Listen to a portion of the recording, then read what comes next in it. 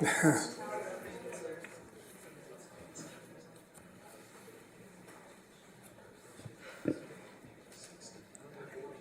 a little cold. Good evening, everyone. I want to call the meeting to order for the Oxnard City Council and Oxnard Housing Authority for February 4th, 2025. Madam Clerk, may we have a roll call, please? Commissioner Andrade? Councilwoman Commissioner Basua is absent. Mayor Chair MacArthur? Here. Councilmember Commissioner Perallo is not here. Councilwoman Commissioner Bettis? Here. Councilwoman Commissioner Rodriguez? Present. Councilmember Commissioner Starr? Here. Mayor Pro Tem Vice Chair Teran? Here. The agenda for this meeting was posted in the kiosk at City Hall, the Oxnard Public Library, the city administrative offices, and on the city's website on Thursday, January 23rd. I also have an announcement pursuant to Government Code Section 54952.3. Each member of the Housing Board of Commissioners present will receive $50 pay for convening this meeting. Thank you. Thank you, Madam Clerk. Do we have any speakers for public comment prior to closed session? Mayor, Chair MacArthur, we have no public speakers virtually or in person for this item as of right now. Okay, thank you. The City Council will recess to a closed session, and at 6 p.m. we will begin the regular meeting. Thank you. So, Mayor, before we recess, I'd like to read this statement before going into closed session. I'm sorry, yes. Go Thank ahead, you. City Attorney. The City Council will recess to a closed session pursuant to Government Code Section 54956.9, Subdivision D2. Based on existing facts and circumstances, there is significant exposure to litigation against the city and the Oxnard Housing Authority in one potential case regarding the termination of the development agreement with UHC 00558, Oxnard LP, regarding the Las Cortes Affordable Housing Project. The City Council will also recess to a closed session pursuant to Government Code Section 54956.9, Subdivision D1, to confer with its attorneys. The matter being discussed is the case of Bosler versus City of Oxnard. Thank you, City Clerk. We will now go to a closed session. We'll return at 6 p.m. Thank you.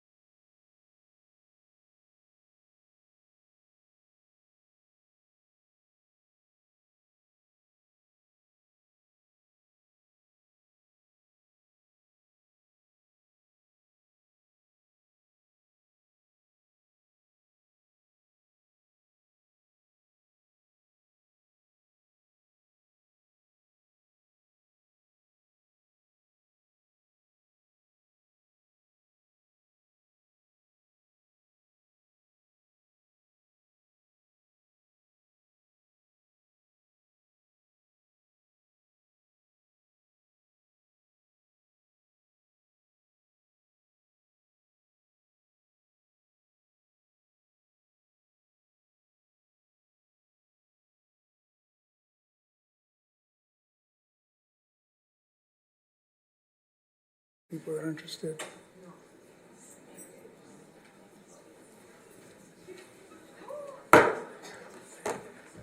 Good evening, everyone. I want to call the meeting to order for the Oxnard City Council and Oxnard Housing Authority for Tuesday, February 4th, 2025. The City Council and the Oxnard Housing Authority have just emerged from closed session, and we will ask the city attorney for any announcements to make. Thank you, Mayor. There are no actions to report out of closed session this evening. Thank you. Madam Clerk, may we have the roll call and posting of the agenda, followed by the Pledge of Allegiance, and then we'll take a moment of silence for what's happening in Washington, D.C., as well as in Philadelphia. Councilwoman Commissioner Basua. Here. Mayor Chair MacArthur. Here. Councilmember Commissioner Perallo. Here. Councilwoman Commissioner Bettis. Here. Councilwoman Commissioner Rodriguez. Present. Councilman Commissioner Starr. Here. Mayor Pro Tem Vice Chair Teran. Here. Commissioner Andrade. The agenda for this meeting was posted in the kiosk at City Hall, the Oxnard Public Library, city administrative offices, and also on the city's website on Thursday, January 23rd. And then just for the record, pursuant to Government Code Section 54952.3, each member of the Housing Board of Commissioners present will receive $50 pay for convening this meeting. Thank you. Thank you. I'll pass it over to you, Mayor Pro Tem. Thank you, Mayor. And good evening, everybody. We have our opening ceremony and Pledge of Allegiance tonight being led by Adilena Avila, a 12th grade student from Frontier High School. And so I will turn it over to you.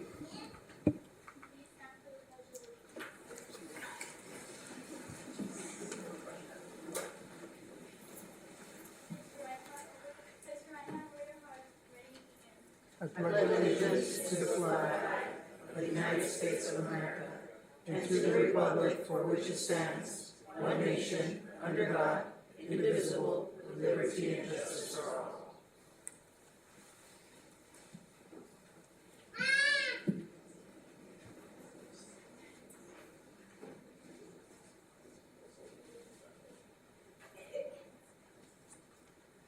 Thank you, everyone.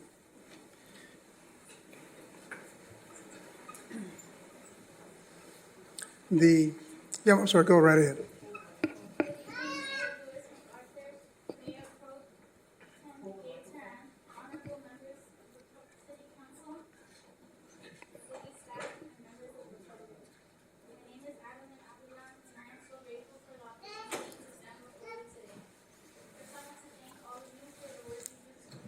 Test, test. Hey, hold on, Adeline. We're going to get you a microphone here so we can all hear you. There you go. Yeah, can you start over if it's okay? Yeah. I'm sorry. It's all right. It's Diego's fault.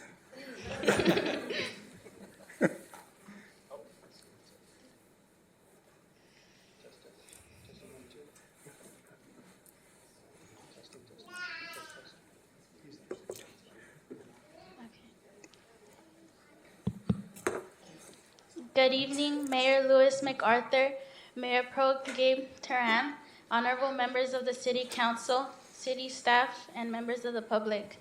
My name is Adeline Avila, and I am so grateful for the opportunity to stand before you today. First, I want to thank all of you for the work you do to make our city better.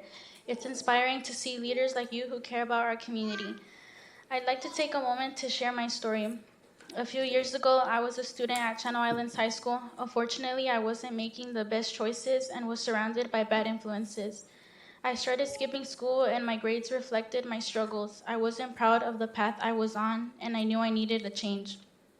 That's when I transferred to the district's alternative high school, Frontier High School. I was scared because of the stigma. People think that alternative schools are bad because of the so-called bad kids who go there, but what I found there completely changed my life. Frontier High School became my second chance, a place where I felt seen, supported, and encouraged to succeed. With the help of amazing teachers like Ms. Hill, who's here tonight, I began to thrive. All my teachers and faculty have been such a blessing in my life. They truly care about each and every student, and they helped me see that I could achieve great things if I put in the effort. When I transferred to Frontier, my grades and attendance improved tremendously. I'm so grateful for the support of our administration, Mr. Biggs, Dr. Robles, and the best counselors in the world, Ms. Guerra and Mr. Kozin. They've created a school environment where students like me feel like we belong and where we're given the tools to turn our lives around. I also want to thank my family who are here with me tonight, both my mom and dad. Even though I wasn't always the best student or the easiest person to deal with, they never stopped supporting me. I love you both so much, and I hope I'm making you proud and will continue to make you proud. Now I'm excited for what the future holds. My dream is to become an ultrasound technician and eventually travel throughout Europe. I know I wouldn't be here sharing this dream with you if it weren't for the second chance I got at Frontier High School and the incredible people who have been a part of my journey. To anyone out there who feels like they've fallen behind or made mistakes, I want you to know that it's never too late to turn things around. With the right support, determination, and belief in yourself, anything is possible. Thank you again for letting me share my story, and thank you to the city of Oxnard for being a community that gives people like me the opportunity to succeed. Thank you.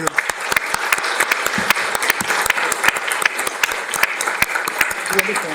Thank you, wonderful. Thank you so much. And if you wouldn't mind taking a moment, I see we have Mr. Briggs and Dr. Robles here. If you would like to introduce who else is here with you, and well, the two of them, even though I said their names, but. My dad's here with me as well.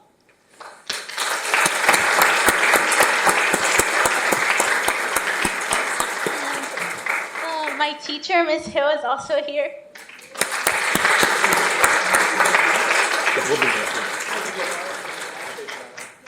And my friend Art, too.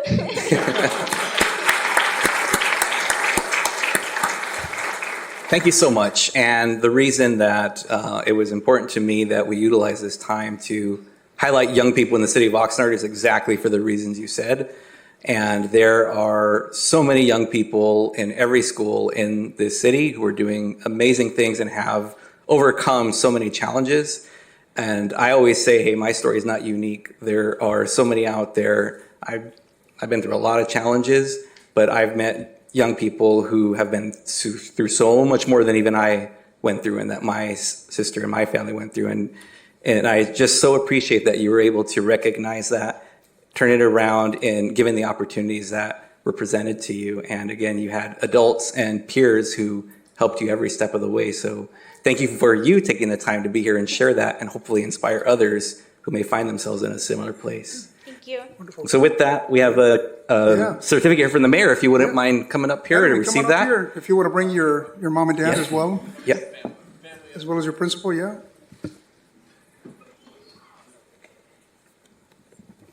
And as you're walking up here, Adeline, I'll read this for you. It's a certificate of achievement on behalf of the city of Oxnard, whereas the city council of the city of Oxnard presents this certificate of achievement to Adeline Avila for her dedication and perseverance as a young and emerging leader in Oxnard.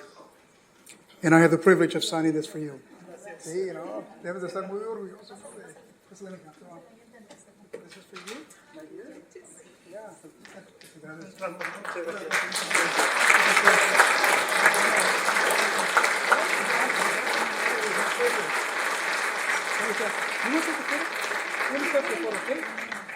Come on in, guys. Takes a village.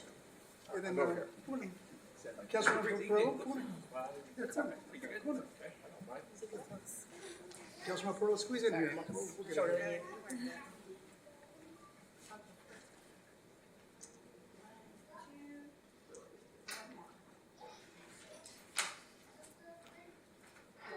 Thank you. Test. Whose is that, yours? Mine. That's mine. Oh, sure.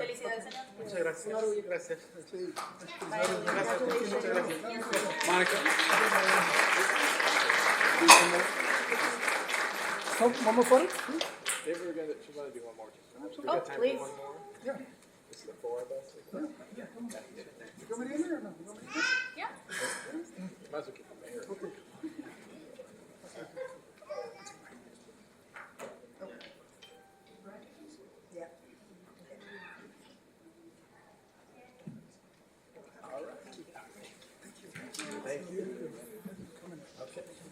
Where's your, I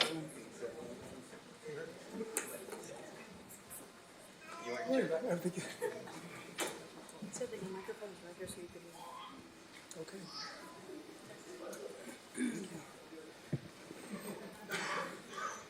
We're just going to move to the next item on the agenda, and that's a ceremonial item that we have, and it's a resolution. I'm going to make a motion. If I can get a second, it's for presenting a resolution commending Clark Owens for 8 years of exemplary service as a Senior Services Commissioner. Welcome, Commissioner Owens. And I'll read the, can I get a second for the resolution? I'll second that motion. Thank you. Madam Clerk, do we have to take a vote? We do. Councilmember Perallo, Yes. Councilwoman Perez, Yes. Councilwoman Rodriguez, Aye. Councilman Starr, Yes. Mayor Pro Tem Teran, Yes. Councilwoman Basua, Aye. and Mayor MacArthur. Yes. And the motion carries 7-0. Thank you.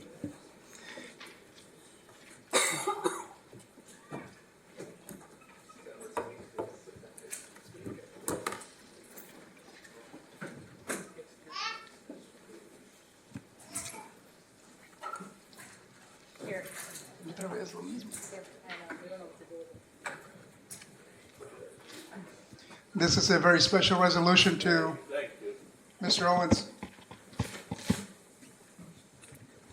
Sir, this is a resolution we have for you. I'm just going to read it out loud here. A resolution of the City Council of the City of Oxnard commending Mr. Clark Owens for over 8 years of volunteer service to the City of Oxnard.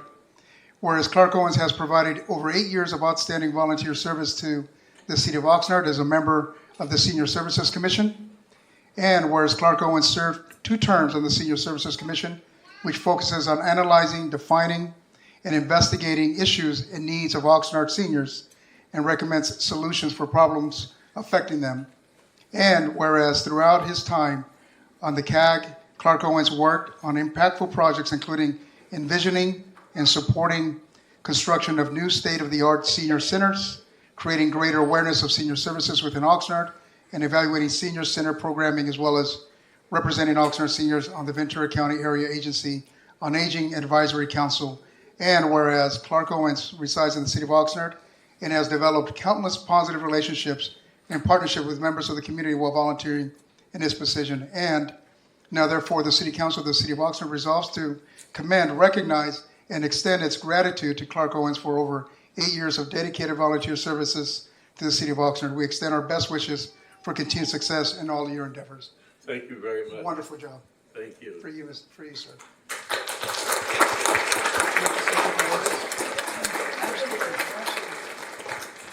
Mayor Pro Tem, council members, I'm Mary Sue Eastlake. I'm the Senior Services Supervisor for the city. And I just wanted to introduce Clark a little bit more than what a commendation does. I've had the luck of being, he's been on the commission as long as I have known him. And he's just an amazing kind of fellow.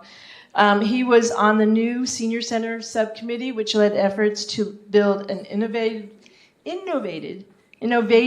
center for the seniors residents of Oxnard. He worked advocating with local politicians, both local and state politicians for it. He played an instrumental role in creating the nonprofit Orcas, which headed up the fundraising efforts to support the building of this new senior center. And he worked hand in hand with staff through many commission, council, advisory meetings with the goal of approval of the new senior center, which was going to be at 5th and Patterson.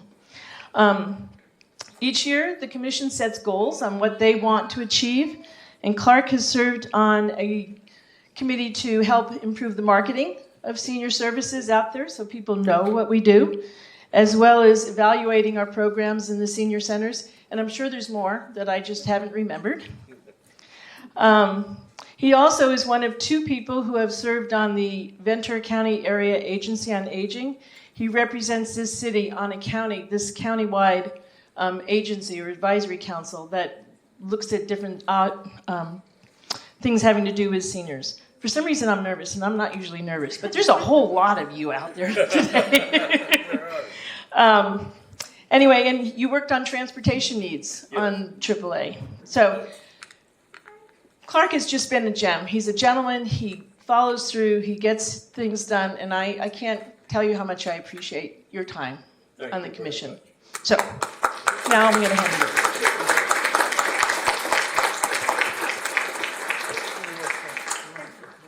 I want to thank you for this award. And it's been 8 years of a lot of work, but really very rewarding work. And I couldn't have done it without the dedication of the volunteers that are on the committee and also the staff. And Mary Sue, thank you very much for everything that you've done. It's an honor to serve the city, and I haven't quit entirely, so you'll see me around. But thank you, and thank you for all being here.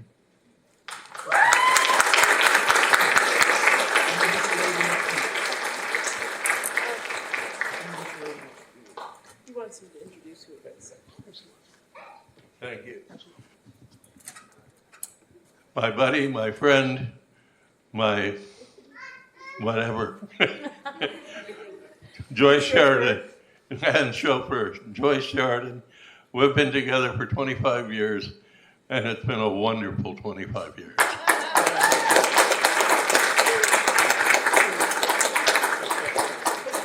That's very sweet. Got the logo. Okay. Just hold this up. Hey, Mayor. There you go.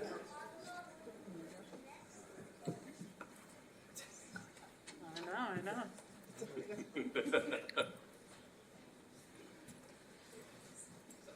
I think she was taking video, but.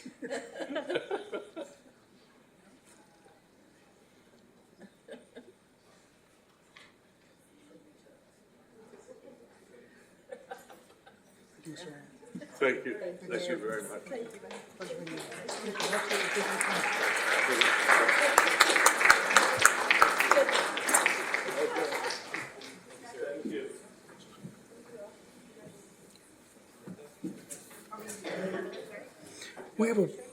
We have a number of proclamations. Yeah. We want to. All right. We have a number of proclamations coming up here.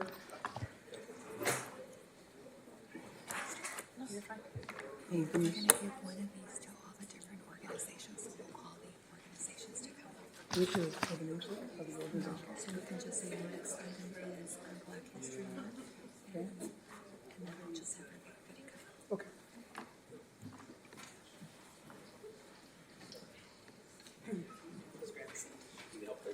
I think so, yeah.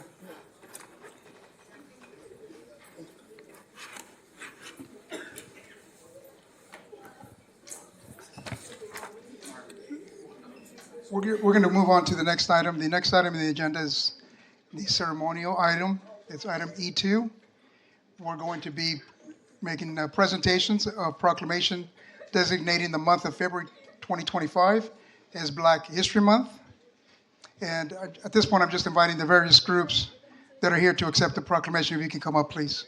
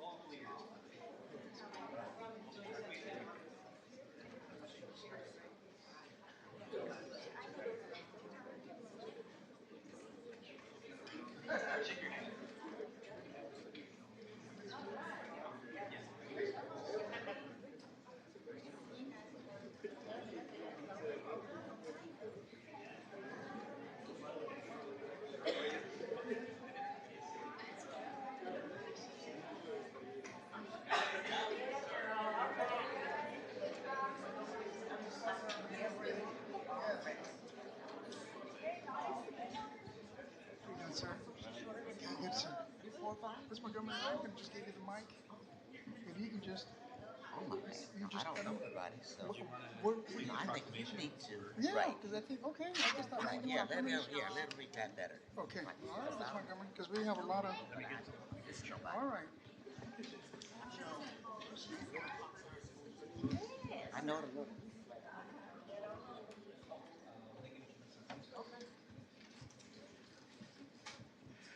Okay. We have a total of 7 proclamations to hand out. I'm just going to read the proclamation, and then from there, we'll just have one of the groups come up and accept it if you want to say a couple of things on behalf of your group. The proclamation is declaring Black History Month, February 25th, whereas African Americans have a proud history and a rich heritage.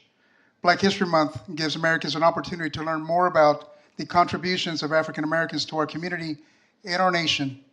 And whereas we celebrate African Americans for their culture, political, economic, and historical contributions to our country, and whereas African Americans have persevered despite facing daunting challenges and indignities as a result of widespread racial prejudice and institutional discrimination. And whereas African Americans are recognized for their courage, tenacity, and contributions to our country as skilled workers, esteemed professionals, lawyers, pilots, inventors, educators, public officials, orators, publishers, physicians, athletes, small business owners, bankers, librarians, and much more to help create the status and wealth of the United States. And whereas in remembering the special role of our nation's most celebrated African Americans, we also commend the everyday African American heroes who are dedicated to the long-cherished ideals of family, community, and nation. And whereas these citizens who are proud of their heritage and proud of their country and know the value of hard work and sacrifice in establishing a good life, loving home, and safe community deserve honor and recognition. Now, therefore, I, Luis MacArthur, Mayor of the City of Oxnard, I do hereby proclaim the month of February as 2025 as Black History Month.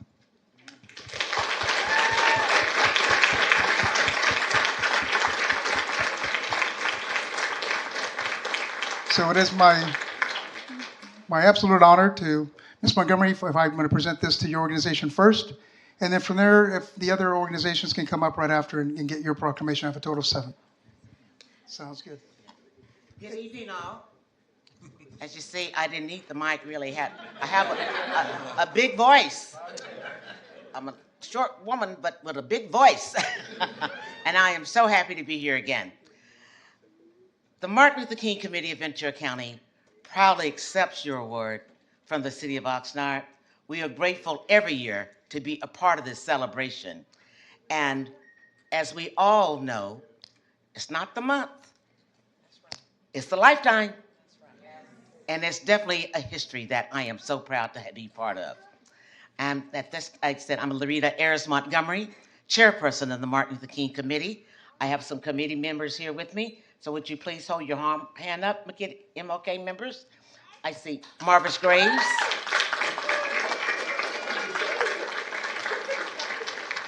Eric Hicks.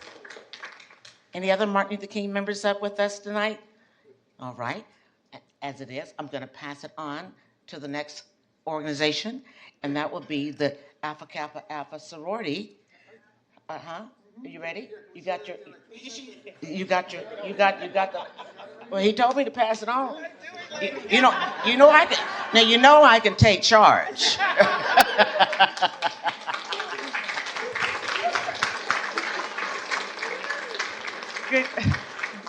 Good evening, everyone. I'm Dr. Martha McQueen Lejean. I am the president of the local Alpha Kappa Alpha sorority chapter here in Oxnard and Ventura County.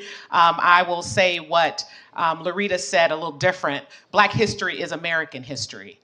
And so I just want to share with you Alpha Kappa Alpha, a little bit about Alpha Kappa Alpha. We're the first sorority created for Black women, 1908, January 15th, on the campus of Howard University. And if you were to know the history of the other Divine Nine, that's what we call us, 9 sororities and fraternities, I think another 5 came from the campus of Howard University. And so we're 300,000 plus United States and another 9 countries, and we all are following the same initiatives. So we have a lot of work going across the world, and I guess our motto would be service to all mankind.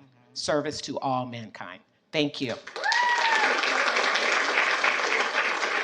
Oh, and let me And let me say here, we have some Alpha Kappa Alpha sorority members with, raise your hand if you are from Alpha Kappa Alpha. Kalila Draus, we have Robin Freeman, Dondra Shepard, and Viola Span. Thank you. Who's next? Who's next? Oh, sorry. Thank you. Good evening, everyone. I am Lakeisha White. I am the proud president of our local chapter of the Delta Sigma Theta Sorority Incorporated. We are the Ventura County Alumni Chapter, and we've been serving this county for quite some time. Our organization also founded in January 1913, and we do many of the same things that have already been talked about. We produce many of the same professions and whatnot that has already been talked about in the proclamation.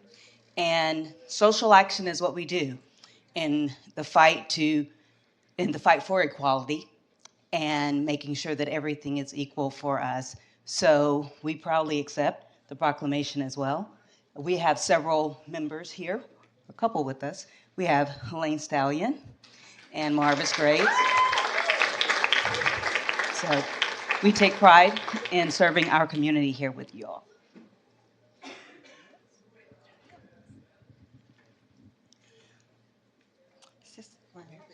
Okay. Good evening. My name is Jill Dixon, and I'm president of the 20th Century Honors Club. As you know, the 20th Century Honors Club has been in existence for 60 years, and we are proud of that accomplishment for doing that.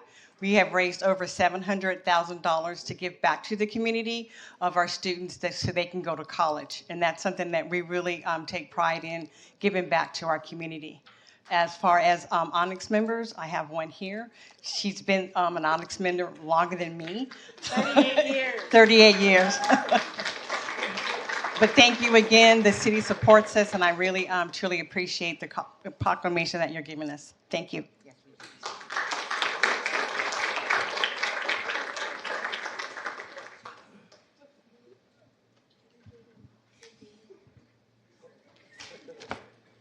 Good evening. I'm Bruce Stewart. I'm the president of the Juneteenth Committee of Ventura County, and I'm very proud to accept this award from the city of Oxnard. The city of Oxnard has been the biggest partner for the success of our organization, Juneteenth. And this year it'll be June 21st. That's a Saturday at Plaza Park. And I'm proud to have with me, where did she go? Oh, there she is. My chairperson, Julia Dixon, who works very hard to make sure it's successful. Okay. Yeah. And while I'm here, yes, I'm a member of Omega Psi Phi fraternity, which was founded on November the 17th, 1911, on the campus of Howard University. I've been a part of Omega Psi Phi for 60 years. We founded the local chapter here in 1978. I'm one of the founding members, and I've been a member ever since. And we thank you for all the support that the city gives to our organization. Yeah. I'm also a member of the Ventura County NAACP. I am a Gold Life member. I am a close friend of the John R. Hatchett III family, and we're proud that we accept this award. And let's see, most of these people up here are members of the NAACP. Would you all raise your hands? That's what I like. Okay. Did you take a picture? Did you get enough pictures? Okay. Put back on this hat. And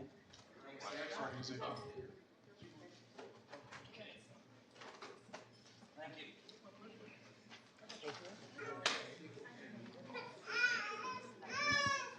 That's it, yeah. Who do you want to take some photos?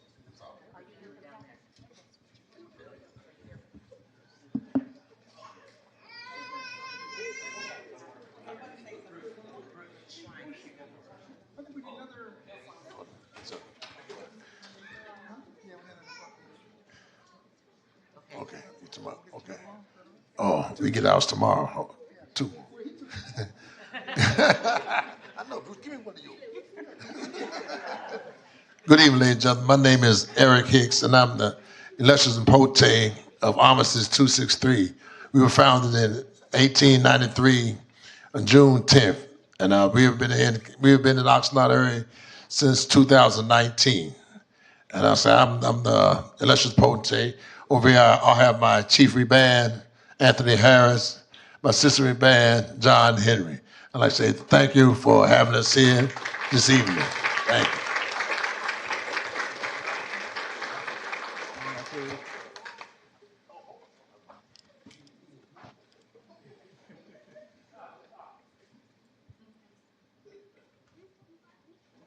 Hello, everybody. I'm the worshipful master of Unity Lodge number 22. And thank you all for coming out. Black history is important. We all play a role. It's our community. Let's all take pride in it. Thank you.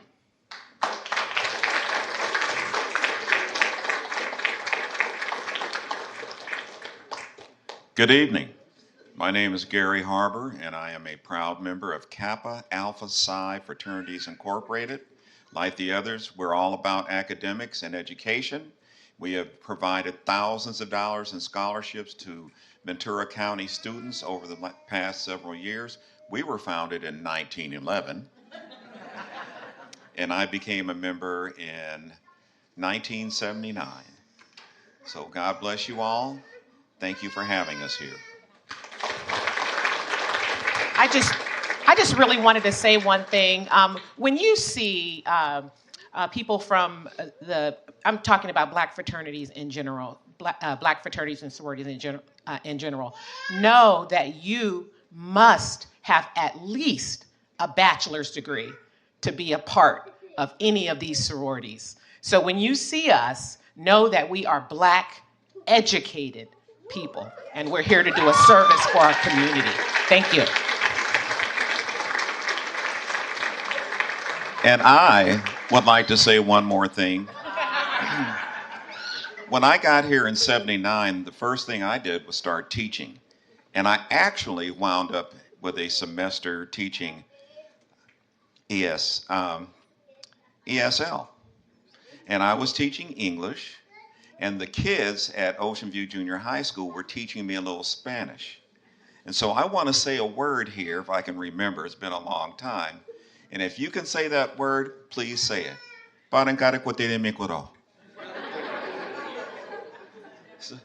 Love you.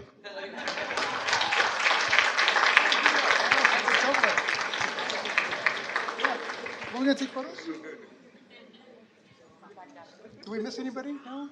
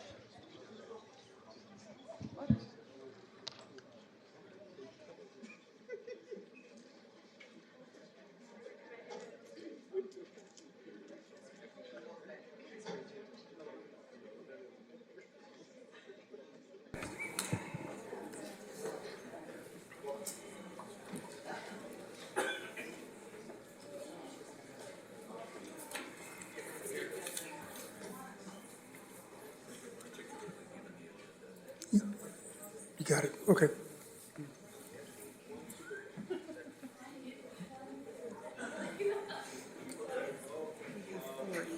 Okay.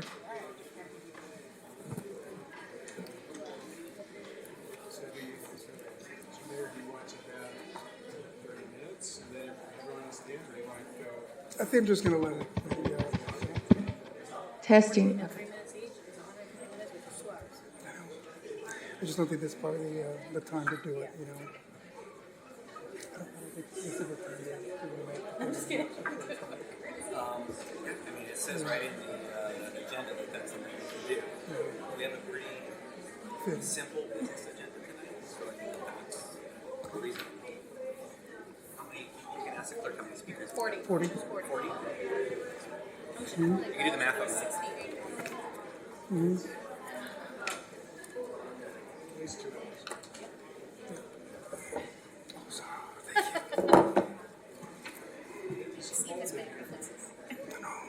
There must be some lovers in the atmosphere. Okay, we're going to be moving to the next item on the agenda, that's okay? And we're going to move into public comment. At this time, a person may address the legislative body only on matters not appearing on the agenda and within the subject matter jurisdiction of the legislative body. Speaker requests shall be submitted as set forth on the first page of this agenda. Speakers are limited to 3 minutes. After 30 minutes, if all speakers have not had an opportunity to speak, the remaining speakers will be given an opportunity to speak prior to the adjournment of the meeting. The legislative body cannot enter into a detailed discussion or take action on any items presented during this public comment. Such items may be only referred to the city manager or scheduled on a subsequent agenda for discussion. Persons wishing to speak on public hearing items should do so at this time of the hearing. Just looking at the number of speaker cards, I think we've got 40. We're limited to 30 minutes, but I know a lot of you want to speak, so I'm just going to allow everyone to speak, okay? I know it's going to take us into 2 hours, but I'll let you all speak.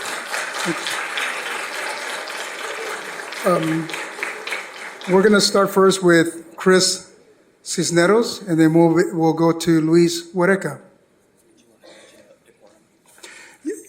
Yes, also, if I can, please just ask, I know this is something that we're all passionate about on what you're here to speak about, but if we could refrain from clapping. And, you know, the reason I say that is going to be times where there are people that may boo on something, and just to have public decorum, if that's okay. And also forgive us sometimes that we're not able to comment on anything other than just hear, just because we're just not allowed to. But it's not that we're not hearing what you're saying, okay? So thank you for that. Okay, Chris Cisneros, and then followed by Luis Huereca. Go ahead, Chris. Good evening, ladies and gentlemen. We took the time to came today, the council members and those who are watching. I'm here today to pretty much suggest the title of being a safe city, to change it to be an official sanctuary city for illegal immigrants. The words are similar, though they're not the same, and that has to be acknowledged and officially changed. Oxnard has been and still is a very diverse, growing with pretty much unique communities, and it's very good. But there's the bad that we must take into consideration, which is allowing fear to be here in the city, with many just wanting to work, just continue their education, and just trying to make their lives better. And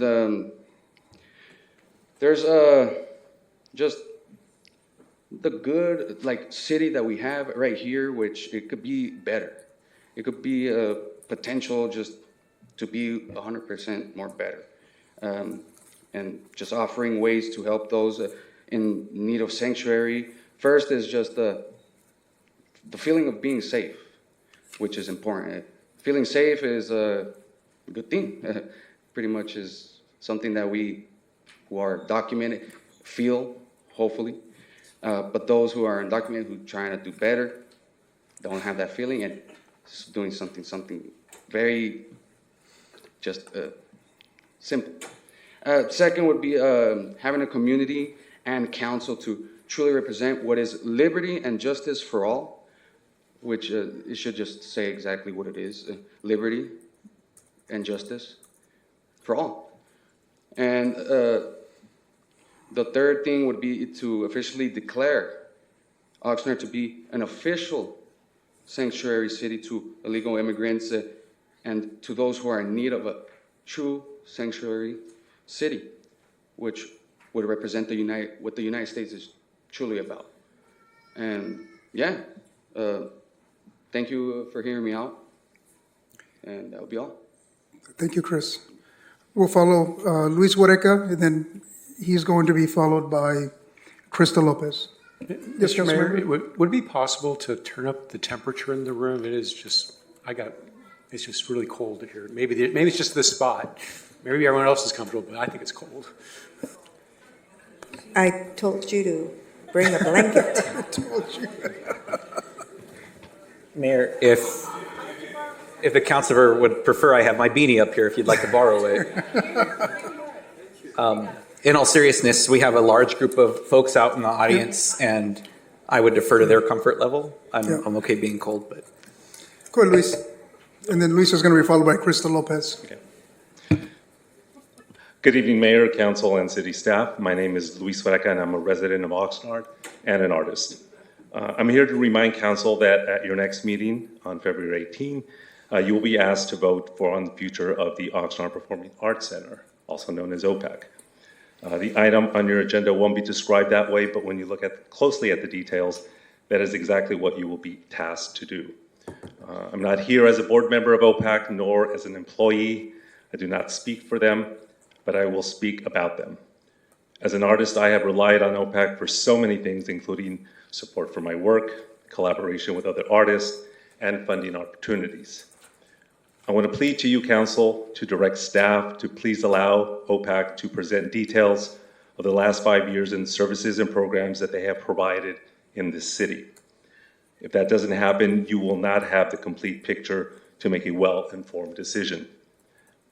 And to your city manager, who has been in charge of this item, I want to say this to you. I read the Thriving Youth report that you have commissioned through Council.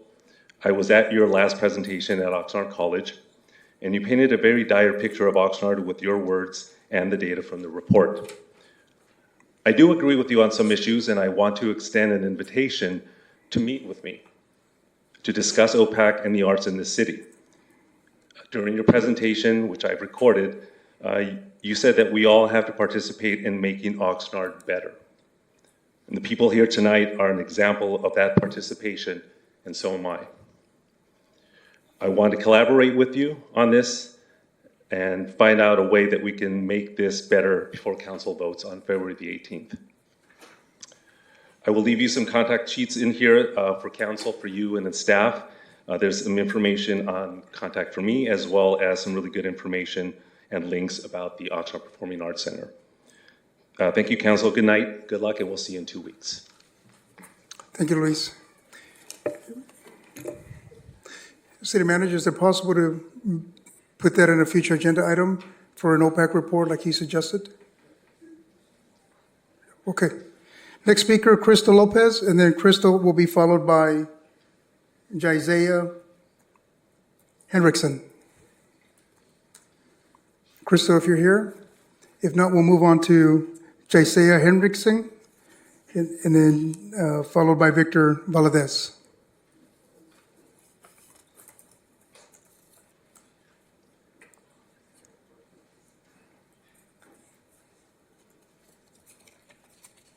Hello, City Council and citizens of Oxnard.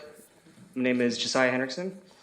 I work for Sterling, and we work at the Oxnard Performing Arts Center. I'll be brief as we have a lot of people waiting to speak. I would like to ask on our next vote that you guys vote to keep Sterling to manage the OPAC. So keep our staff employed and allow us to continue providing concerts and community events to the city of Oxnard.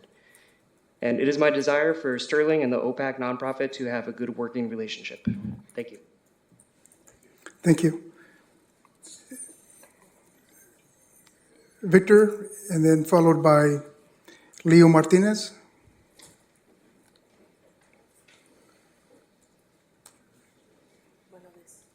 Good evening, City of Oxnard Committee. I'm here for the OPEC also. I believe that we've done a really fantastic job there for those last couple of years, and we look forward to continuing our traditions there. We've made it safer. We've made it more fun out there. We have larger groups coming in, and we've made it enough where everyone can have a good time. And I hope that 18th comes around, we can actually get a good vote on our way and have us continue to keep that positive tradition that we've got going on there at the OPEC. But that's it. Have a good evening. Thank you. Thank you. Leo Martinez, and Leo is going to be followed by Vanessa Valdez.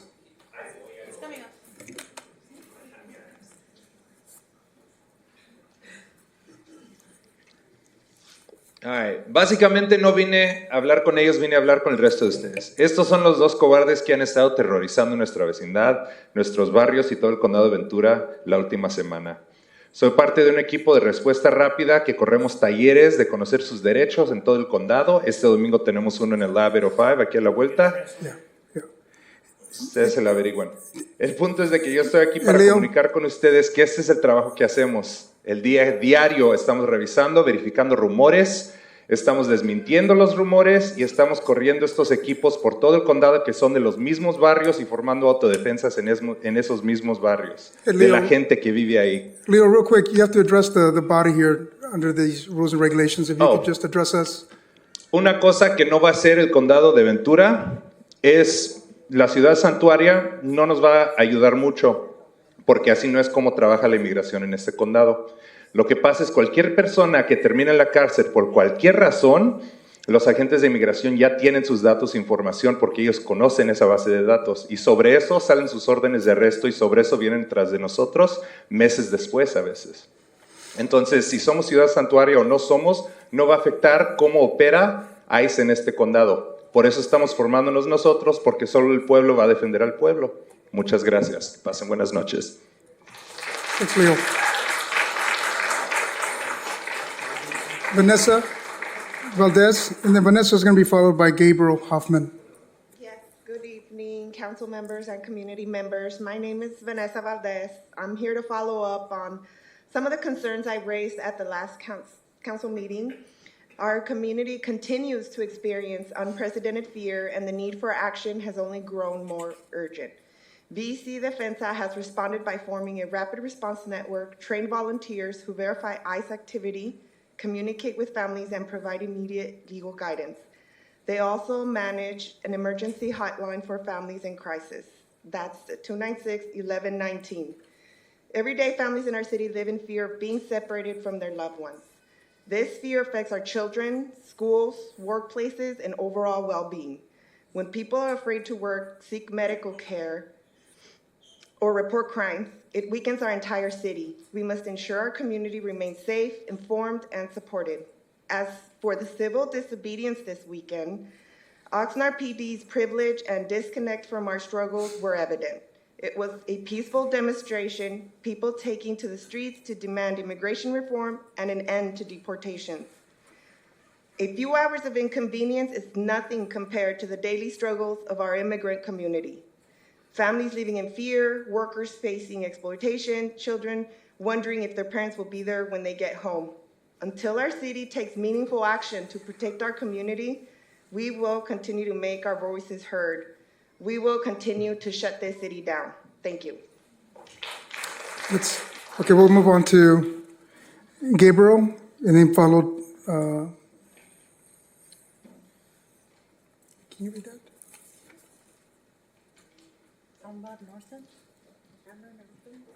Followed by Amber Norton. Good evening, City Council of Oxnard and people of Oxnard. I'm here on behalf of SVV to, talk to you guys about let's get this contract going and let's make sure that let's keep the OPAC running. I have memories of watching the Nutcracker in the theater as a young child. I've even performed in the auditorium myself as high school concert bands. and other venues. At those events, I was able to meet people from all over the community and really connect with the people around here. Now that I work on the same stage with Canyon Club, I hear similar stories from all sorts of performers, people who have gone out, toured the world, and come back and say, man, I love OPAC. OPAC feels like home. I think the big thing for me is OPAC is a home for many people. It's a home for the community. Let's find a way to make an agreement that works for everybody, and most importantly, that works best for Oxnard. Thank you, guys. Thank you, Gabriel. Amber, Norton, and then followed by Rosie.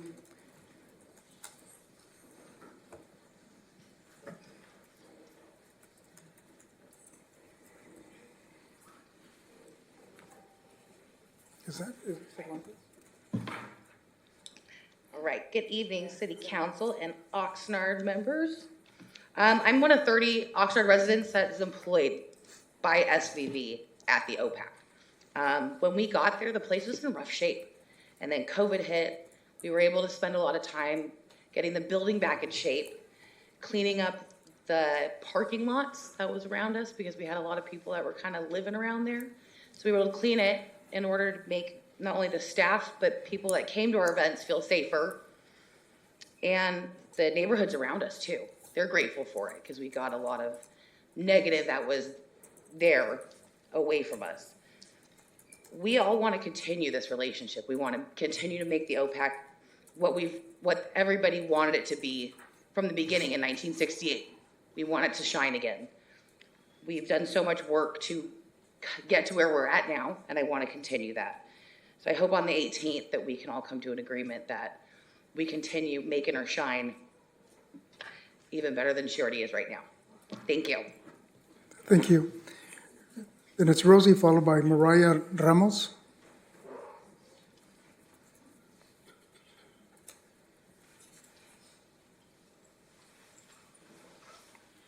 Hello, good evening, Mayor, City Council, staff, and mi gente. I'm here on behalf of the OPAC. I am one of the other 30 employees there. I go to work and I see my community, people, families, children in one place where they feel safe to celebrate the arts, whether it's families painting bugs together or wands like Harry Potter, quinceañeras, weddings, concerts. It's a place where people live their life and have experiences. I hope that we can continue to do that for other people in our community. I hope that I can continue to say I'm proud to work at this historical place of this city of Oxnard. Thank you for your time. Good evening. Thank you. Mariah, and Mariah is followed by Adrian Francisco.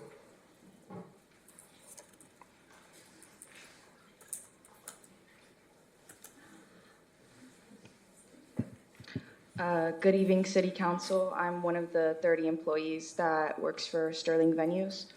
I would just like to note that not only do we do quinces and concerts, we've also opened our doors to schools and organizations for fundraisers, as well as nonprofits, or not nonprofits, but organizations going there to. Last month we had about the Black Lives Matter fundraisers come in.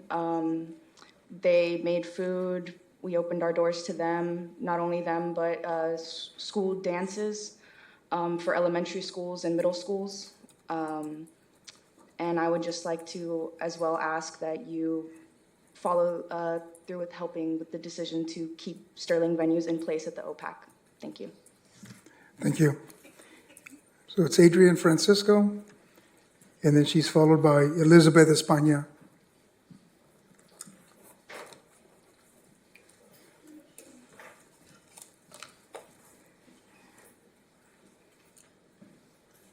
Good evening, Mayor MacArthur, and Gabe Durant.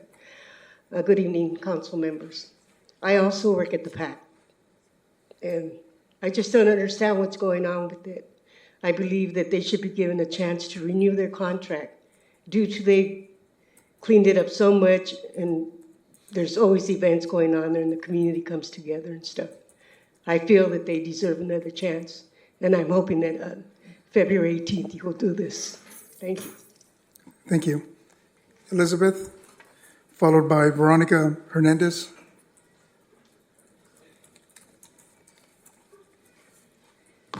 Good evening. My name is Elizabeth. I am here in support of the Sanctuary City consideration.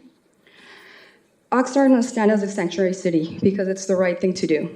Oxnard is more than just a city. It's a thriving, hard-working community built on the foundation of culture, resilience, and unity. As someone who has spent over 30 years believing there was no better place to live than the San Fernando Valley, becoming an Oxnard resident has been nothing short of a gift. This coastal haven, with its deep-rooted roots and family values and an unwavering work ethic, is a place where people can come together while families can gather at a handful of its culturally driven community events and celebrations each year without the looming fear of being torn apart. The heart of Oxnard beats with the labor, dedication, and dreams of immigrant families. As I'm sure you all already know, 75% of its residents identify as Hispanic or Latino. Did you also know Oxnard ranks 22nd most populated city out of more than 1,600 in California and the largest in Ventura County alone? These numbers are more than statistics. They shed light on a city that thrives not just because of immigrant labor, but because of immigrant families. These families are the backbone of Oxnard's key industries: agriculture, manufacturing, and servicing, sectors that sustain the local economy and define the city's identity. Oxnard owes so much to the people who have built it into what it is today. These hardworking families deserve to feel safe, valued, and protected. By reaffirming and strengthening sanctuary policies, we ensure that those who contribute so much to Oxnard's economic, social, and cultural fabric can continue to do so without fear. This isn't just about policy, it's about people. It's about honoring the spirit of Oxnard and ensuring that our community remains a place where everyone has the right to live, work, and gather with dignity. Now is the time to stand together and commit to protecting the very people who make Oxnard the vibrant, special, and beautiful place that it is. In my opinion, and those in my extended family that have been part of Oxnard for over 60 years, Oxnard must be a sanctuary city because it's the right thing to do. Thank you for your time. Thank you, Elizabeth. Veronica, and Veronica is going to be followed by Miguel. It's Miguel Mote. Hi, Veronica.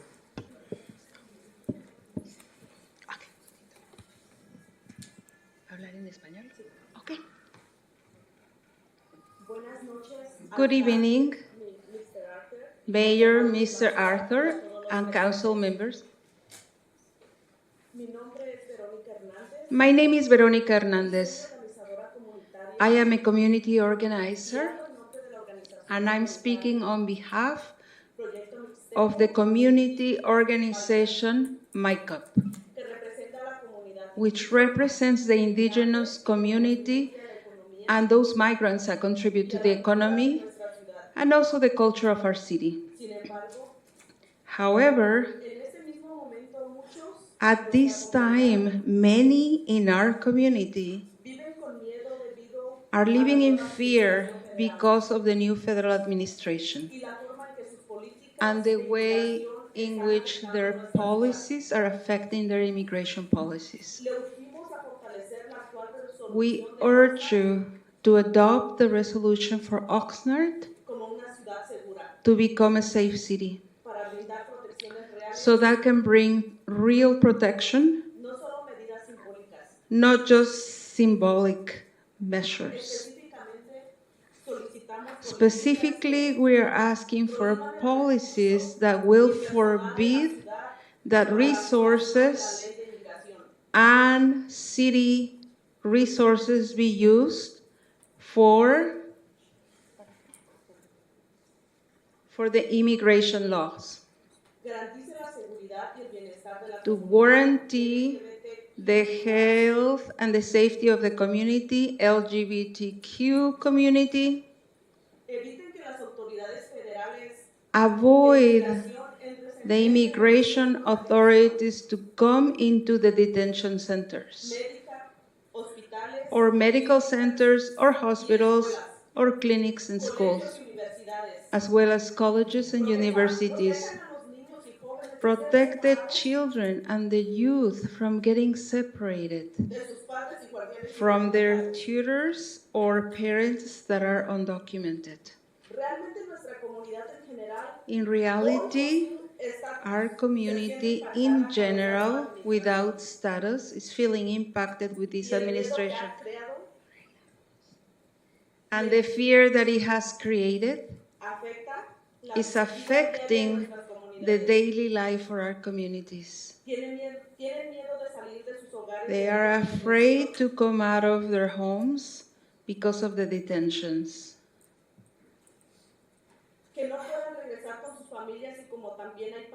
And the fear of not being able to return to their homes, because there are families also that do not want to bring their children to school or treatment centers. The field workers do not want to come to work because they are in fear of being detained by immigration. And they are reluctant to denounce things to the authorities of the violations in their work area, when the only thing we've done is just to work hard. This is a significant contribution to the local economy. The migrant community is a valuable part of the community, and it helps to have this county be a place where people want to live, work, and participate in their community without fear to the applications of the immigration laws. We're asking you to take proactive measures so you can update the resolution from 2017 and make city a sanctuary city to protect the dignity and the lives of the migrant communities and other vulnerable communities. We urge you to add this subject to the meeting, to the next meeting, to the next council meeting. Thank you very much and have a good evening. Muchas gracias, Verónica. Vamos a irnos con Miguel, followed by Jorge. It's Miguel Mote y Jorge Ortiz.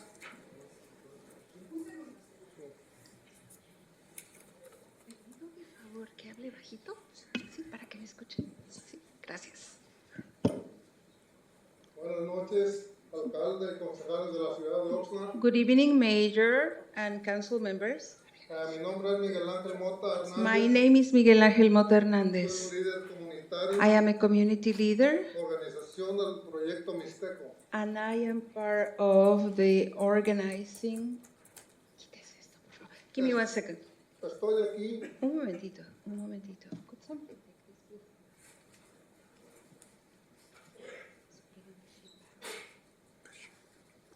Estoy aquí porque somos trabajadores I am agrícolas. here because we are agricultural workers. Y tenemos mucho temor y miedo. We are so afraid, we are in such fear of the raids.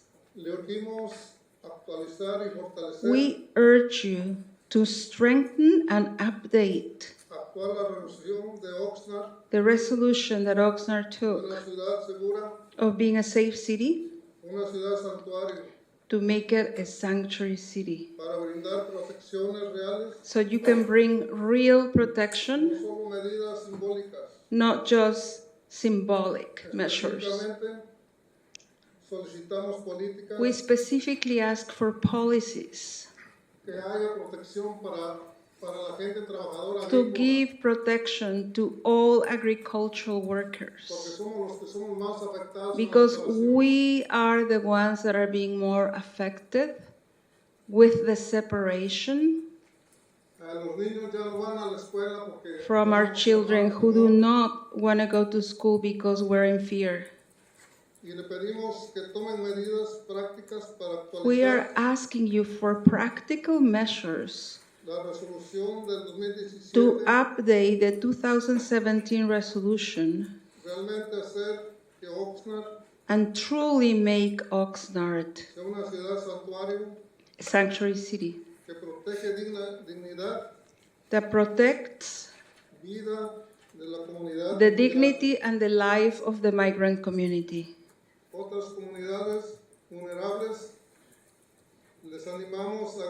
And other vulnerable communities. We urge you to add this to your next agenda of the council meeting. Thank you. Gracias.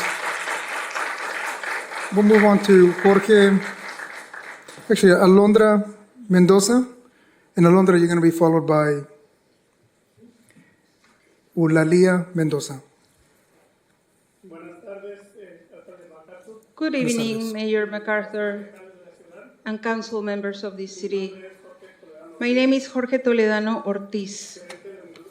I am the manager of migrant communities of MyCup. And I am speaking on behalf of the community of Proyecto Indígena MyCup,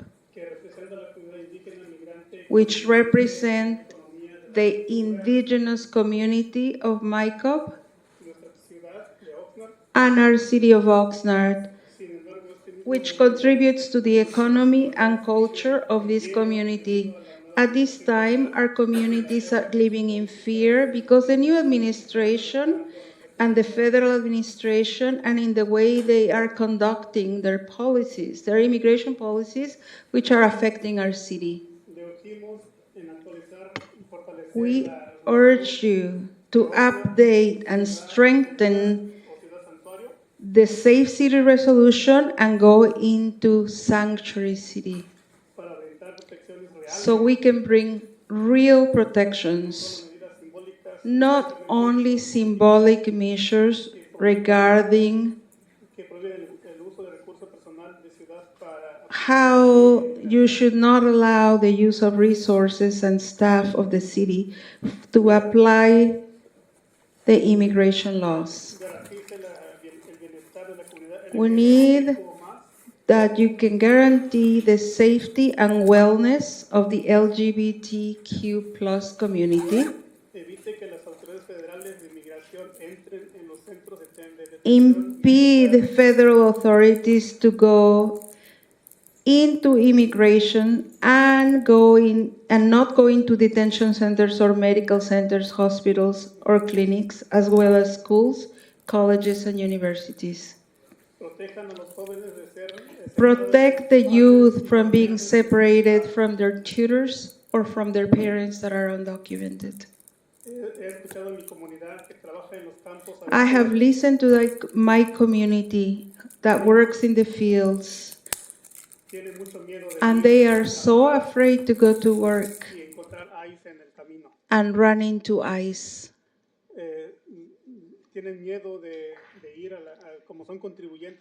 They are also contributors, but they do not understand that we have the right to live in peace. The children of these agricultural workers are 7, 8-year-olds. They don't understand.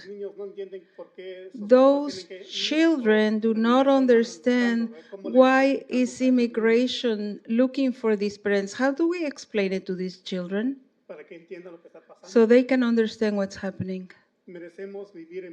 We deserve to live better, work peacefully, and contribute to this great county. We ask you for proactive measures so you can update the 2017 resolution and truly make Oxnard a sanctuary city that would protect the life and the dignity of the migrant and other vulnerable communities. we urge you to set this item in the agenda for next meeting. Thank you for listening. Alondra, and then Alondra is followed by Laila Mendoza. Good evening, Mayor MacArthur and City Council members. My name is Alondra Mendoza Martinez, and I am a community advocate with Mixteco Indígena Community Organizing Project, which represents the indigenous immigrant community that contributes to our city's economy and represents and culture. However, at this very moment, many in our community are living in fear due to the new federal administration. We urge you to strengthen the current Oxnard Safe City resolution to provide real protections, not just symbolic measures. Specifically, we request policies that prohibit the use of city resources and personnel for immigration enforcement, ensure the safety and well-being of the LGBTQ plus community, prevent federal immigration authorities from entering healthcare facilities such as hospitals, clinics, schools, colleges, and universities, protect children and youth from being separated from their undocumented parents or guardians. A Know Your Rights workshop was launched within the program where I work, and it is the first Indigenous Health Committee.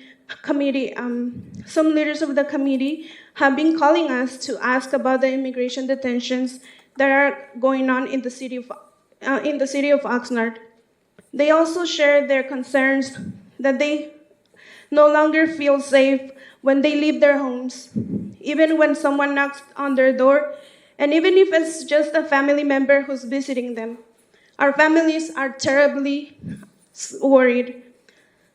Last night, I went out for a walk with my pet, and I saw my neighbor who was afraid to enter his house. He approached me and told me he saw an unknown car with yellow lights on, and he was afraid to enter his home because he did not know who they were.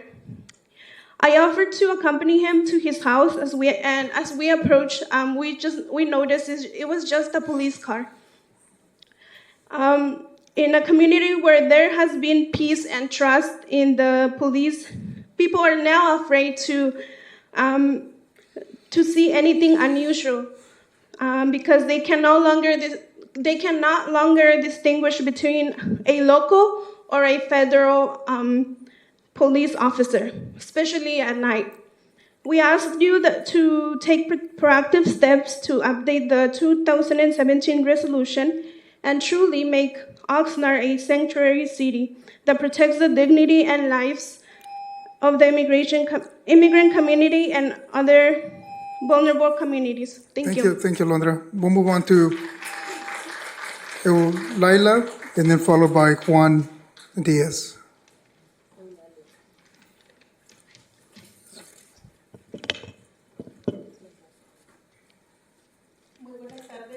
Good evening, Mayor Arthur and council members.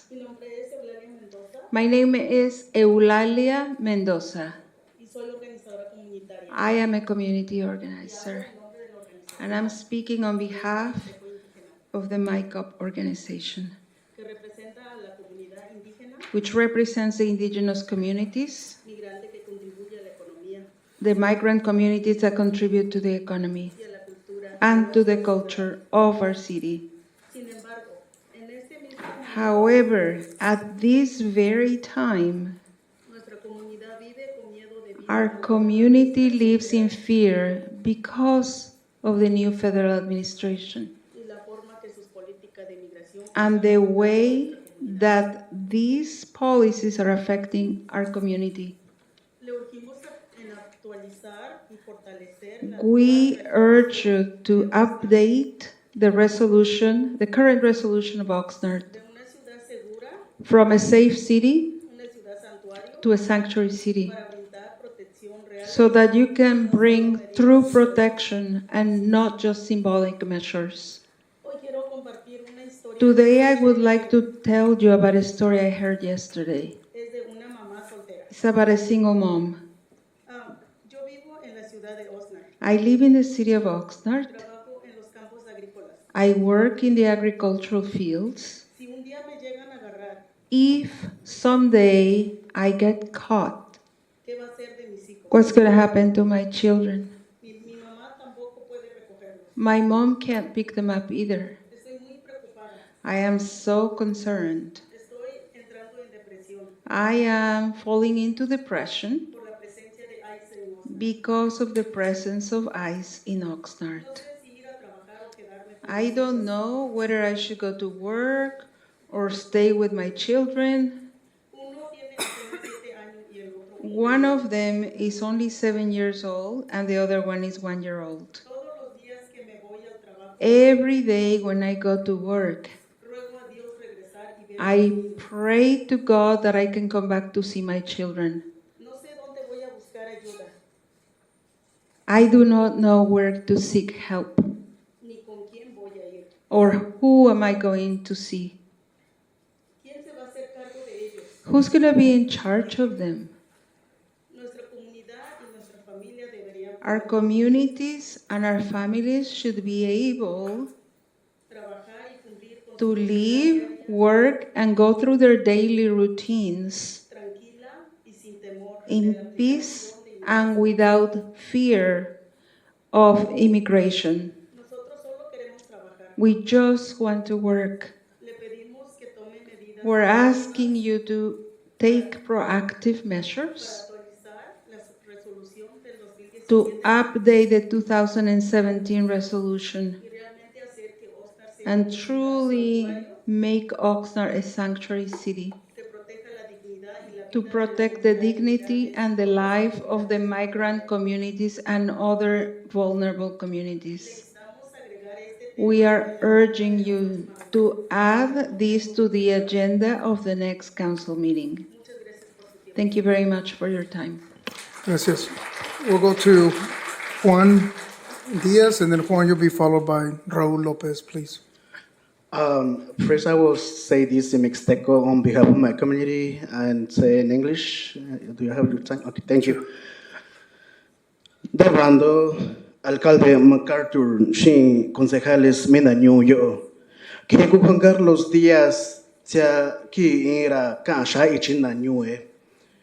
Yo caí no hondo, no hoña proyecto Mixteco indígena, na ni, na ñu chin da inchichino hona jibi. Na ka ito na jibi na ko tutu na jibi na tani iminyo no de yo na jibi na sana ashaka costumbre iminyo de yo mina kuntu mina ni kumichinyo mi inkashio tike kwaba na jibi de ijibi na que he migra nondena nyashikando no hundo ya na nya shaka mi Oxnard mi teke na kunsando na jibi sachi kachi bando nyu no kunde ba anaya so kushito no nindo na jibi nya ka ando na kasando nya ka ko nindu na kasindo no migra na ke hena beta tana no ko beta tabali no kaku na jibi kutatana sati no ntoni na balisa ko ana na ke he migra no huna Sana naki na tata na nachikwa apa na jibika kuka chinyu miyo no kambora na kanantani iminyo yo. Good evening, Mayor MacArthur and City Council members. My name is Juan Carlos Diaz, and I'm a community advocate speaking on behalf of Mixteco Indígena Community Organization, which represents the indigenous migrants community that contributes to our city's economy and culture. However, at this very moment, many of our community are living in fear due to the new federal administration and the way their immigration policies are impacting our cities. We urge you to update the trend the current Oxnard resolution from a safe city to a sanctuary city to provide real protection, not just symbolic measures. Specifically, we request policies that prohibit the use of city's resources and personnel for immigration enforcement. Ensure that safety and well-being of the LGBTQ+ community. Prevent federal immigration authorities from entering healthcare centers, hospitals, and clinics at schools, colleges, and universities. Protect children and youth from being separated from their undocumented parents and guardians. The fear of detection and separation invades our community every day due to the presence of ICE in the city of Oxnard and its background. Families no longer go out to run their errands because of fear of encountering immigration. Parents can no longer go out to work in peace or take their children to school. They do not know when we will be the last time they see their children. The other time, I heard my mom telling my little brothers that she cannot take them to school because she is afraid that immigration will take her away and she will no longer be able to take care of them. Our communities and families should be able to live, work, and carry out their daily routines peacefully without fearing immigration enforcement. We ask you to take proactive steps to update the 270 resolution and truly make Oxnard a sanctuary city that protects the dignity and lives of immigrants, communities, and other vulnerable communities. We urge you to add this item to the agenda for the next City Council meeting. Thank you. Thank you. Raul Lopez. And Raul, you're going to be followed by Erica Valenzuela. Raul. How's it going, Council? Good night. It's good to see you guys again. It's been a while. I know some of you I don't, but it's good to see you guys. And Aaron, what's up? So I'm just here to, try to touch. I did some of this work. Obviously, I think some of you guys are aware that I was one of the, co-authors for the Safe City Declaration that happened in 2017. Of course, I'm always gonna, the wish list is big, right? We wish that, we could get full legislative, actual teeth, right? Something that really would protect the immigrant population in Oxnard, but obviously that's not really in the books. Declarations are in the books. You guys have the power to do that. Even when I tried to get it, and there's a bunch of people here that were in that same struggle back then that are still here now. And so many people know that it's the right thing to do. Back then, the best we could get, and trust me, I went to every person on that days, and the only people that were willing to sit with me in a room was, I think, Brian McDonald and even Chief Whitney, because everybody was so scared of the political environment, so scared of, the more conservative faction of the city, scared of, I don't know what they were scared of, but the fears of the children and families right now, you guys aren't even in the same ballpark. They weren't in the same ballpark at all. So you need to understand that, yeah, we know Sanctuary City, for the most part, doesn't have teeth. But you know what it does? You just, earlier tonight, I'm glad you did it and proud that you did it. You declared Black History Month, right? What are the teeth on that? You're not giving reparations. You're not giving, what I mean is it matters. When the people just hear you say, we're with you, it matters, bro. It really matters. And they showed with the Safe City title, they showed that they were too scared to fully stand with you. So there's a lot of different people that don't agree on all the politics of each other's views and perspectives. Not everybody's going to agree with me. Some people might not. But all I'm going to tell you is 2 weeks ago, my 8-year-old daughter came home asking, what does she do if her classmate gets deported? Just today, when I picked up my 15-year-old daughter, we had to have a conversation with her of her nervousness about my wife's, her own mother's, immigration status. And that it can possibly be either taken away or she could be taken away. And she's never even been to Mexico outside of being born there. So these are anxieties and worries and concerns that, fortunately for most of the people up here, we don't have to, but they do. So we're here trying to get you guys to just do what we should have done in 2017, declare sanctuary status. And beyond that, I myself took time to focus on my family, myself, and try to do better. So I suggest y'all do the same. Have a good night. Thank you. We'll go to Erica. And then Erica, you're going to be followed by Heather Lunn.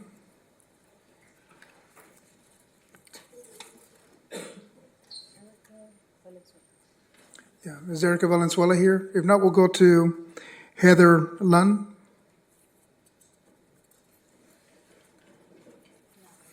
And then Heather, you're going to be followed by Daisy San Pablo.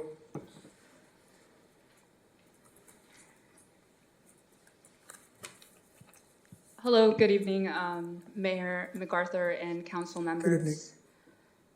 evening. On January 8th, our community was affected by the Levis fire, leaving the city of Oxnard covered in ashes and ominous skies. While the fire was quickly contained thanks to the rapid response of Ventura and Oxnard firefighters, the fear and uncertainty that now hangs over our community feels like a different kind of storm. ICE activity has been confirmed since the week of MLK Day, a day that is meant to celebrate our civil rights. This, our community, is composed of immigrants from across all social and economic strata. Last year's census reflects that almost 80% of the population is Latino identifying, including, but not limited to, persons of Mexican descent. Let's be clear. It is a known fact that the word immigrant is not synonymous with Mexican. There are Asian and white immigrants living in our community. However, ICE is not targeting them. Instead, their focus seems to be Spanish and indigenous-speaking communities. What steps has the Oxnard City Council done to defend and protect the families of over 150,000 taxpayers of various Latin American backgrounds that live in this city? What is the city attorney doing to protect families? The videos circulating online reflect the unlawful use of force and intimidation when a father was detained while waiting for his wife to pick up groceries. This happened right behind the police department building in the heart of Oxnard. During the apprehension, an infant was left alone and parentless in the car. To quote Callo News, the Department of Homeland Security has authorized law enforcement agents the functions of an immigration officer. This means law enforcement here has the power to detain undocumented immigrants and has real consequences for our community. We demand that the Oxnard Police Department refuse to sign a memorandum of understanding with the ICE and Department of Homeland Security. The records reflect that as of 2024, Oxnard PD was not working with ICE, and that needs to remain the case. To quote a community member, "I'm scared of getting picked up, but what else should I do? I have to continue working. I have to continue working." Mayor Luis A. MacArthur, it is time you stand with your community. Protect our families, protect immigrants, protect taxpayers who contribute to the high salaries of council members, many of whom come from Hispanic households, just like yours, just like mine. Thank you. Thank you. Thank you, Heather. We'll go to Daisy San Pablo, and then Daisy, behind you, we'll go to Eileen Toltea. Go ahead, Daisy. Good evening. My name is Daisy San Pablo. I just want to get out the way that although I am a governing board member for the Wainini School District, I am not representing them here today. I am on behalf of all of my community to advocate for the council's consideration for Oxnard to become a sanctuary city. As we all know, the presence of ICE in our community has caused fear, distress, panic, but above all, an eagerness to engage and fight for parents, neighbors, friends, and classmates. I had the opportunity myself to participate in some of the numerous protests that have been taking place throughout the city, and I've seen firsthand how people are touched by our actions. People running out of their businesses, people standing on the streets with tears on their eyes, coming to us to cheer us and thank us for our initiatives, which have fueled me, like many others, to keep going and be their voice for all of them. And as empowering as that might be, there have also been some occurrences in which, yes, U.S. flags have unfortunately been burned. And although that is not a reflection of all protesters, I can understand the frustration of our youth. I interacted with two 12-year-old kids who were attending alone and were protesting harder than anyone around on behalf of their parents who feared to be seen in public. These kids and the rest of attendees know that their undocumented families are hardworking people. They see the sacrifices they make daily to be able to provide for them, and they shouldn't be burdened with worries about what will happen to their families or feel like it's their responsibility to do something, even though this has made our community incredibly proud of their resilience and commitment. Yet, I understand that not everything is as easy as we might think, since we acknowledge that ICE has to do their job to protect the nation, and I do agree that true criminals should be penalized and in some cases removed from the country, but not at the expense of innocent people being threatened and terrorized. The Oxnard Police Department has made statements reiterating their commitment to protecting our community, but we need to take it a step further. We can't do it alone without our local government backing us up. Making Oxnard a sanctuary city will most definitely not fix all of our problems, but it will give us the hope, security, and mental wellness we are desperately looking for. As a resident of this community, I have never seen such political interest from young people like I see today, and I truly hope that their efforts are not in vain and that we can positively contribute to the mental well-being of our children and actually let them be children without unnecessary traumas due to fear of having their parents taken from them. So again, I don't know all the technicalities of becoming a sanctuary city, but as our council, we turn to you guys for support. Thank you. Thank you, Daisy. We'll go to Eileen, and Eileen, you're going to be followed by Myra Tamayo. Eileen. Good evening. My name is Eileen Tolteca. I am here today as a concerned community member and a youth organizer to demand that you take action and make Oxnard a true sanctuary city. In the last few days, I have witnessed our community gripped by fear and uncertainty. Our youth are terrified, not for their own safety, but for the possibility of losing their parents, friends, and community members. I have heard youth share that they do not sleep because they keep ICE watches for their parents and for their community members. I have youth shared that they are scared for their friends, scared of what might happen if ICE enters their school. I have youth share that they are handing out red cards, printing them after school, using their free resources at the local libraries in order to help and support each other. They are stepping up, organizing Know Your Rights presentations for their classmates during lunchtime with fellow club members of different clubs and different campuses, distributing the red cards and mobilizing on the streets. Yet instead of recognizing their courage and advocacy, the mayor chose to publicly acknowledge them only in connection with an incident they were not involved in, ignoring the real work that they have done. A flag burning should not overshadow the true message of this movement. Do you not see the families marching together? The elders standing in solidarity? The voices demanding justice? Years ago, the call for sanctuary was dismissed as divisive and controversial. But what is more divisive than ICE tearing families apart and spreading fear in our community? In July 2017, Oxnard was designated a safe city, but that is not enough. A symbolic resolution full of performative words does nothing to protect our undocumented neighbors and community members. Our community should not have to live in fear in the very city they have grown to call home, a city that profits from their labor, culture, and traditions, yet refuses to stand by them when it matters most. As a concerned community member and a resident of the city, I urge you to take real action, make Oxnard a sanctuary city, and provide real protections for our undocumented community. Thank you. Thanks, Eileen. We're going to go to Myra Tamayo, and then followed by Justin Tolteca.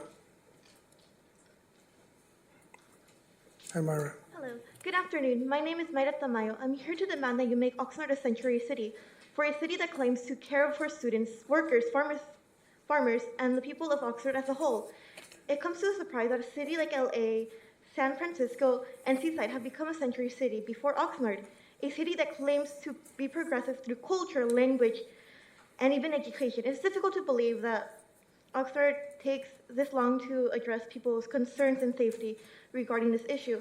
After hearing time and time again how progressive Oxnard is, but yet students haven't been protected with these policies that have been said were enough. We're tired of being ignored by the city of Oxnard. Discussions have happened in July of 2017. Oxnard was named a safe city, but this is a symbolized action, not one that is viable. We demand that you make Oxnard a sanctuary city to defend our students, to have safety for our families and our community. Thank you. Thank you, Eileen. We'll go to Myra Tamayo and then Justin Tolteca. Let me just clear my throat. Sorry. Go ahead, Justin. Had a long weekend today. My name is Justin Tolteca, and I am a local youth that attends. I'm a senior currently at Pacifica High School, and I want to talk about making Oxnard a sanctuary city. But I want to give a different perspective because currently in high school, we've been rounding up people to protest and do walkouts. A lot of my friends, and honestly, it's kind of sad that we have to do this because sometimes, the people that are supposed to look out for us aren't looking out for us. So we have to keep in touch with each other, whether it's students or teachers. It sucks that, sometimes not teacher, but someone on campus tells us we can't be talking about this because it's too political. How is human moral political? How is basic human moral political?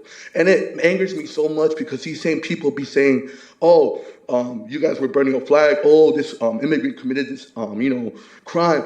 For one immigrant that commits one crime, there's 100 more immigrants working their asses off in the fields, doing manual labor that no one else wants to do. But yet, they take the actions of one person and label us as all of us.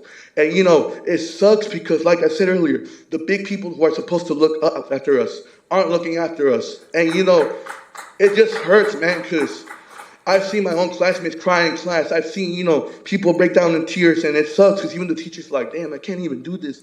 And it sucks. Why should we be living in pain to open doors to get Amazon packages, to get mail? Why should we be living in fear? And I hate it so much. I hate that we're ignored and we're brushed upon. This is why students are walking out to show that we care for our community. We care for our parents. We care for our friends who are undocumented. And, people say, well, they're not doing anything. They're just, laying around, not doing any jobs, or they're stealing jobs from us. And we don't even have a job. We make them. That's why there's people selling oranges on the corner, people selling flowers, people selling ice cream, and people selling corn, And I got a question for you, Mr. Mayor. What drink do you like? What? What's one of your favorite drinks? Like any drink? A drink? Yeah. Coke. How do you like your Coke? I like the Mexican Coke in the bottle. Well, I like to drink my Mexican Coke warm because I don't like ice. Thank you.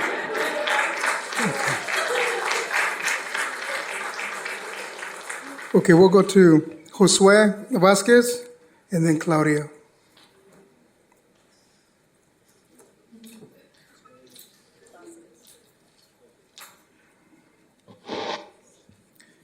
Hi, Josue. Hello. I'm a local community organizer with the Tequio Youth Group, working primarily with indigenous and migrant youth, many from whom come from mixed status households or are undocumented themselves. We host talking circles at local high schools such as Pacifica, Rio Mesa, and Wainimi to create space for students to openly share their concerns about their community and to provide them the tools to organize for their community. But what we don't do is go and scold them for exercising the right to speak up and mobilize. What we don't do is condemn the actions of the youth who are not afraid to speak up for their parents, siblings, neighbors, and community. In the last week, the youth of Oxnard have coordinated district-wide student walkout protests and organized rallies in support of our undocumented community. However, for Mayor MacArthur, a piece of cloth on fire was more urgent concern to address when schools were practically empty due to student boycotts protesting the presence of ICE in Oxnard. See, if you were to listen to the chants and read to the messages of the students' posters, you would see what we're asking for is for undocumented community members to not have to live in fear, for families to not be separated, and for a halt to ICE presence in Oxnard. What we're asking for you, those who are in seats of power, is to make Oxnard a sanctuary city and take actionable items to protect undocumented Oxnard residents. In anticipation of council members utilizing an argument to the extent of funding or the point of the term sanctuary being too political or too controversial, I ask you to take a moment to think about the child who was left sitting in a car while ICE agents took away their parent right outside of this building. Community members, youth, and allies have mobilized by hosting Know Your Right workshops, handing out red cards, and volunteering their time to ensure our community feels some sense of ease that their children won't wake up to their parents missing. We're doing our part. Now it's time for you to do yours. Make Oxnard a sanctuary city, keep families together, and put people over profit. Thank you. We'll go to Claudia, and then Claudia, you're going to be followed by Carla Alejandra. It's Claudia G. Good evening. Claudia. Hi. I work for a local nonprofit in Oxnard. Although I don't live here, we do serve the community. And I'm not going to say anything that you haven't heard already. We care about our community. I care about our community. I care about the people who can't speak for themselves. And I think you should be empathetic and even just consider, creating the sanctuary that they're asking instead of having it just as a safe space. Oh, sorry. It's okay. I do feel very passionate about this, and I don't think that people realize. A lot of people do. It's their everyday life. But even people who want to do things the right way, it takes time.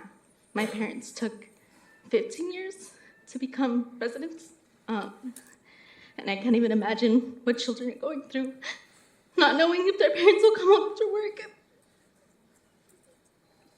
Just consider it for your community and the people who work here and feed you. Thank you. Thank you. We'll go to Carla, and then Carla, you're going to be followed by Ludi.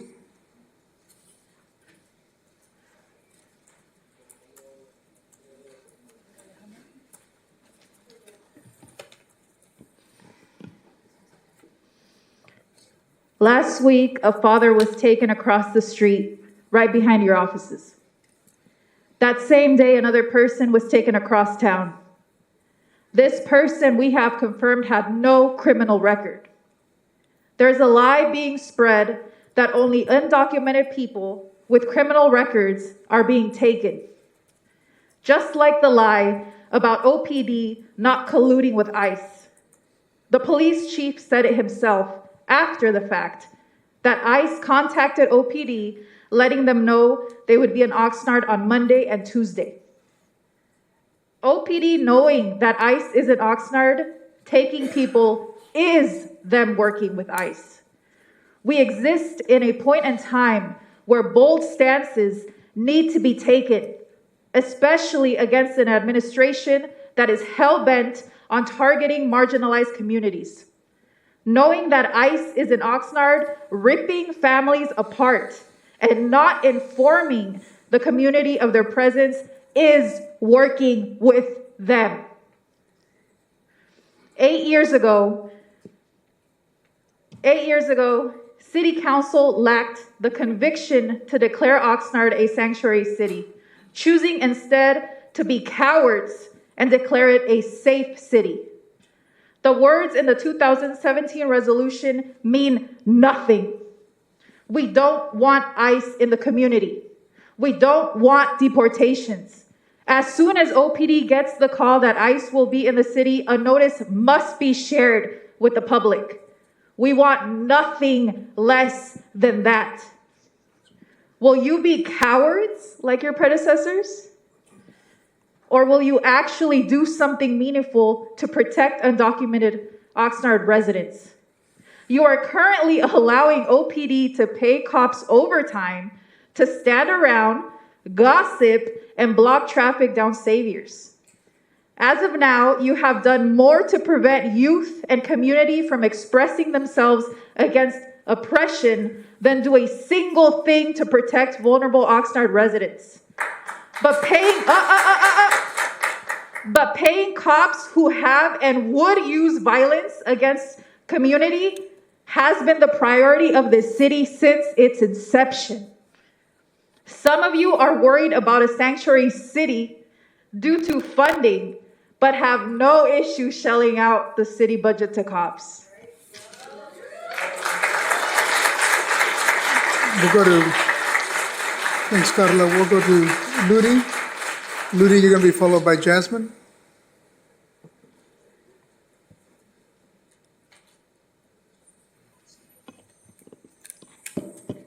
Hola, buenas noches a todos. Good night to everyone. No?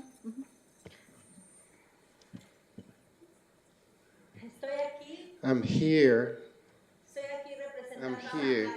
representing Macario and Rosaliano and Samuel. They were kidnapped by ICE. They were taken away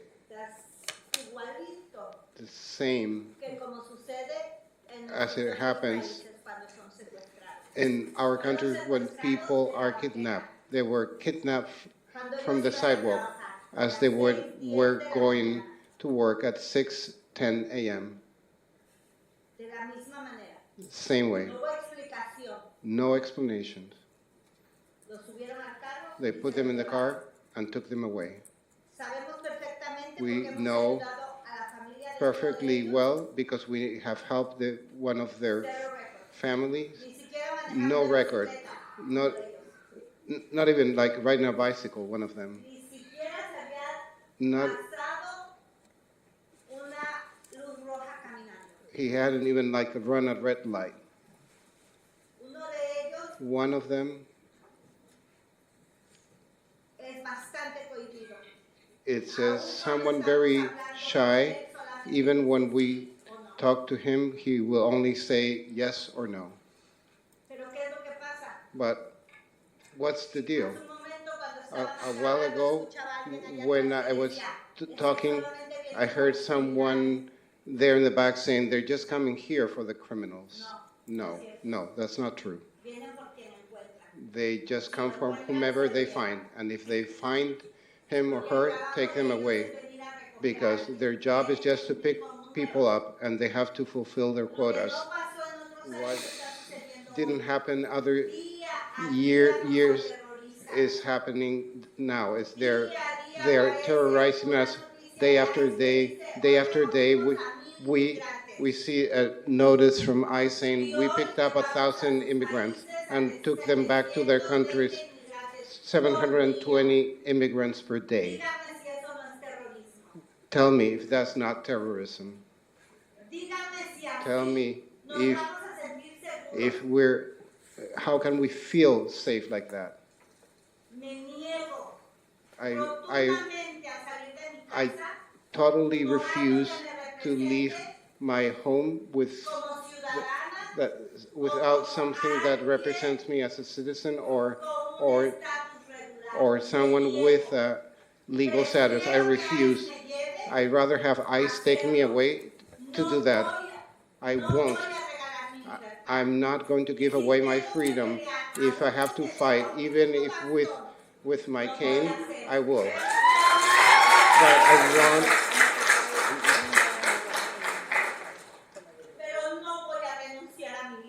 But I will not give up my freedom.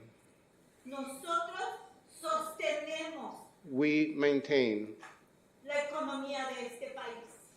the economy of this country. Those who you call criminals have paid $382 billion in federal taxes.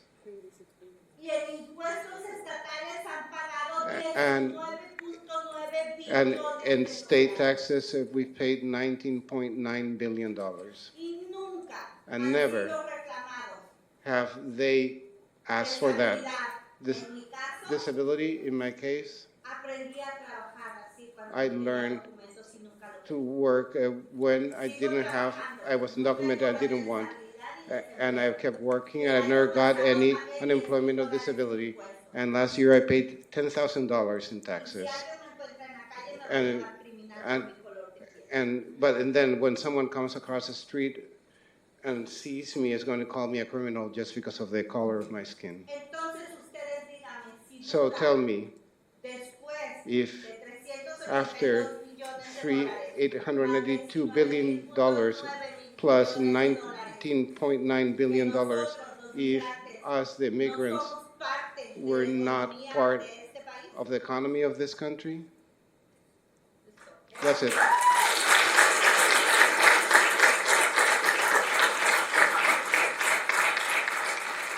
Gracias, Ludi. We'll go to Jasmine. And then we'll go to Brianna Becerra. No, Pat, you haven't come up yet.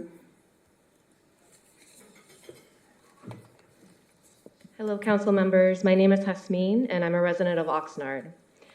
I'm here as a concerned citizen that asks that the City Council take urgent steps to establish Oxnard as a sanctuary city so that we can further protect our community and families from ICE. ICE, a violent entity that has a history of racial profiling and abusing human rights. ICE, a creation of the U.S. Department of Homeland Security, which celebrated 20 years in 2023. That's 20 years of white nationalism and the terrorization of Middle Eastern, South Asian, and Arab descent people and Muslims. And the terrorization and protection of whiteness continues here in our community with the presence of ICE. Making Oxnard a sanctuary city is a courageous act that will place us in solidarity with other cities while protecting our immigrant community members. And more importantly, you will be making a loud statement to the felon holding the seat of president that we, as a community, will not comply with racist and violent practices that dehumanize people and separate families. I'm not here to build a case around the positives of immigration, because no human is illegal on stolen land, and specifically here on Chumash land. I urge you to prioritize this on the next agenda. Making the city a sanctuary city is the least we can do for our immigrant siblings. And to the students using their right to protest, go read about students protesting the Vietnam War and the genocide the US was committing against the Vietnamese. You are our wildest dreams. Keep going, keep protesting. Thank you, Hasmin. We'll go to Brianna Becerra and then followed by Martin Casares. Hi, Brianna. Good evening. My name is Brianna Becerra, and I'm a first-gen student at Ventura College. I'm here to use my privilege to speak and represent not just myself, but the countless individuals in our city who believe in justice, compassion, and inclusivity, as well as for those who are afraid and unable to speak up. People are afraid to speak up and help better our community and support those who have lived here and worked their whole life, because the simple fact is we don't feel supported by our own city. Today, I'm asking for the support to transform our city into a sanctuary city where everyone is treated with dignity, respect, and fairness regardless of their immigration status. I have lived in Oxnard my whole life with my parents who immigrated here and became U.S. citizens due to the Immigration Reform and Control Act, which was signed by President Ronald Reagan in November 1988. It was thanks to my grandparents who migrated here to give my family a better life. They worked just as hard as everyone in the field.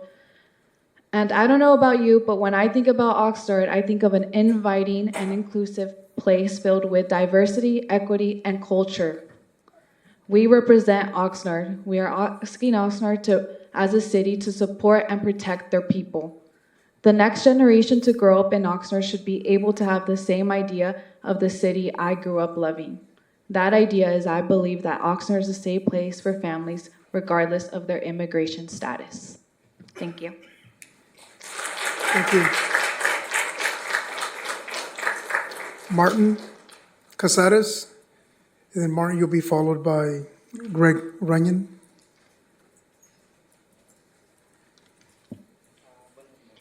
Good night, or good evening, Mayor MacArthur and council members. I'm also here in support of this community to make this the Oxnard city from a safe city to a sanctuary city. I also want to remind you when COVID-19 happened, how the field workers were considered essential workers. And also what happened when the mayor in Florida kicked out the immigrants, and how the economy just tumbled down there, how the fields went fallow, how also, and there weren't people to work in construction. The same thing happened in Alabama, and the same is happening here in California. When they expel the immigrants, who will then harvest the fields? It's the immigrant workers. And so also the people hiring this, other people suffer losses. They get to lose also because there's nobody to harvest the fields, which is also happening with the children who lose their parents when ICE comes for them. That's the new virus now.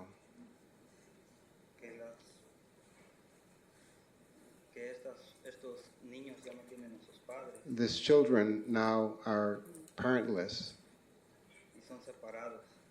having been separated. We want your support to make of Oxnard a sanctuary city, because we also have our rights. Thank you very much.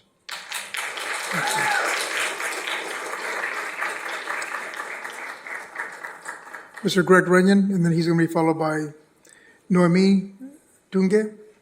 Mayor and council members, it's good to see everyone. And, you know, there are things that are more than just, are we a sanctuary city, are we a safe city, or this? I just think there comes a point where it's got to be about human rights and about treating people the same, no matter who you are. And I was thinking really hard about this. I think we believe in the American story. If you come and you work hard and you do things, right? But I hope everybody will just give me a second. I also was thinking about, we have people and how they came in the country, this, that, or the other thing. There are some folks who don't believe in redemption, and they don't believe in restoration. They don't believe in second chances. We are a country of second chances. And if you don't understand that, then you don't understand our country. And I want to say something. It's not about the color of your skin. It's about the character and content of your heart. That was said by Martin Luther King, but it was also said by Cesar Chavez. And the whole idea here is we've got to get past this idea of it's one race to we're all the human race. And that we're all about trying to do what's better to make our city better, to help the people that are in it, but to protect the rights of all who are here. All. There are folks that are in our community that have come out of prison, that came out lawfully, and we attack them. There are folks that are here who've never been caught for a crime, who've committed many crimes, and we protect them. Because that's what we do. We're a country of good. We're a country of help. We're a country that says, I want to help my fellow man and my fellow woman and make them to have a better world. We don't have a better world when everybody's protesting all the time. We have a better world when people come together all the time. And doggone it, if you want to be leaders, learn how to bring the people together. Don't divide them. We live in a world, it's very easy. I could stand up here and in 5 seconds get everybody mad at me. But the trick is, in 5 seconds, can I tell everybody I love them and have them believe me? Can I tell them that I'm here to help them and have them believe me? Can I disagree with someone and still like them? That's where we're at now. This isn't a race issue. This isn't an issue like that. This needs to be a human issue. And y'all need to figure it out. If you want to call it a sanctuary, call it. But you know what matters is I'm going to stand with people because I want them to have a better life. I want their kids to go to college. I want my neighbors to like me. I don't care what your skin color is. I care what your heart is. And that's where we need to land on this. Thank you. Thanks, Greg. Noemi, and then Noemi, you're going to be followed by Gerardo Santos. Buenas tardes. I'm here to urge the Oxnard City Council to declare Oxnard a sanctuary city and more. I'm here representing myself today. I was born in Parangaricutiro, Michoacán, Mexico, and grew up as an undocumented member here in the city of Oxnard, where I found sanctuary and safety and culture and love. I grew up under the ESL programs that were previously mentioned with the folks who received the proclamation earlier. And I too went through a rough patch in my adolescence as a teen, such as the young lady from Frontier who also received the proclamation today. The difference was that I was undocumented. And today we continue to see those inequities in the so-called justice system. Different consequence for the skin color and for the mistakes that we do.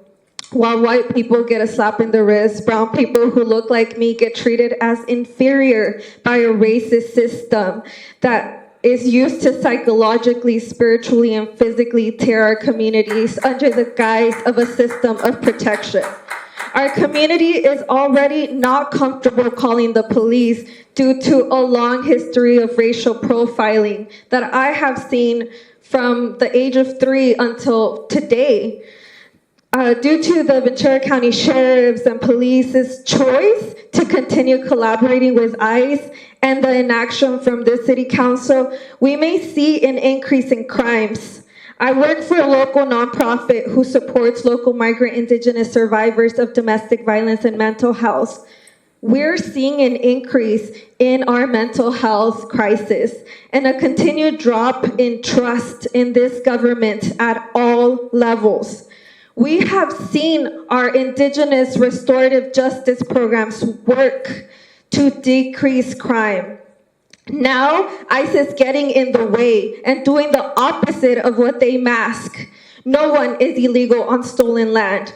Everyone, especially our loving brown families, deserve to stay together. Our families are not only a source of income, but also deserve to live in joy. I urge you to add the sanctuary city item to the next city council meeting agenda and for you to form a diverse community committee primarily made up of migrant indigenous community to lead us towards safety solutions that actually work. Thank you. Thank you, Noemi. We're going to go to Gerardo Santos. And Gerardo, you're going to be followed by Carlos Munoz.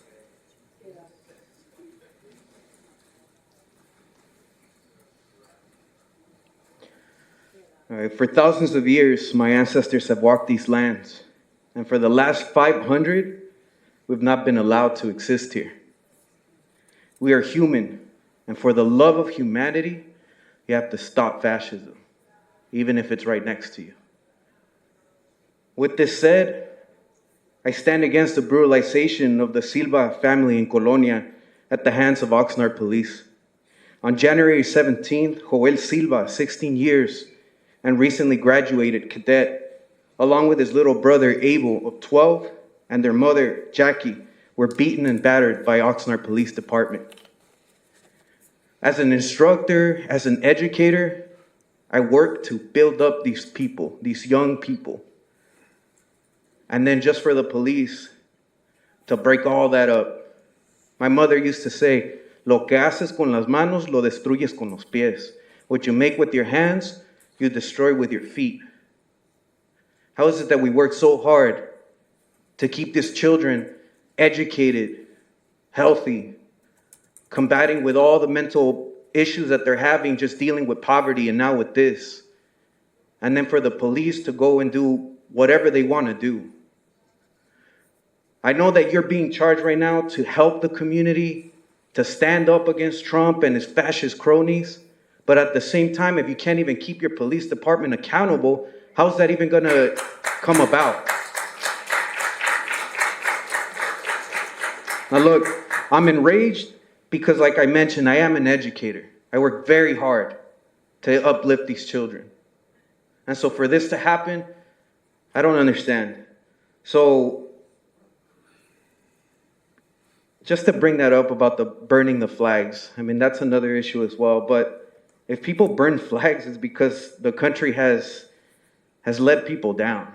How do you expect people to wave anything around and be proud of it? So as they burn those flags, that means that the country has become illegitimate in our hearts. But in truth, as I mentioned before, my ancestors have walked these lands for thousands of years. This country, in fact, is illegitimate. Thank you. Thank you, Gerardo. We're going to go to Javier Garnica, and then Javier, you're going to be followed by Carlos Munoz.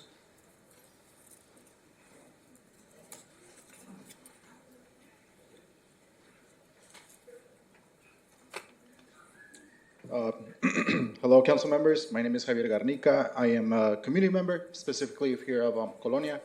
I'm also representing Future Leaders of America, which is a community that, a organization that serves youth, primarily Hispanic, low-income youth.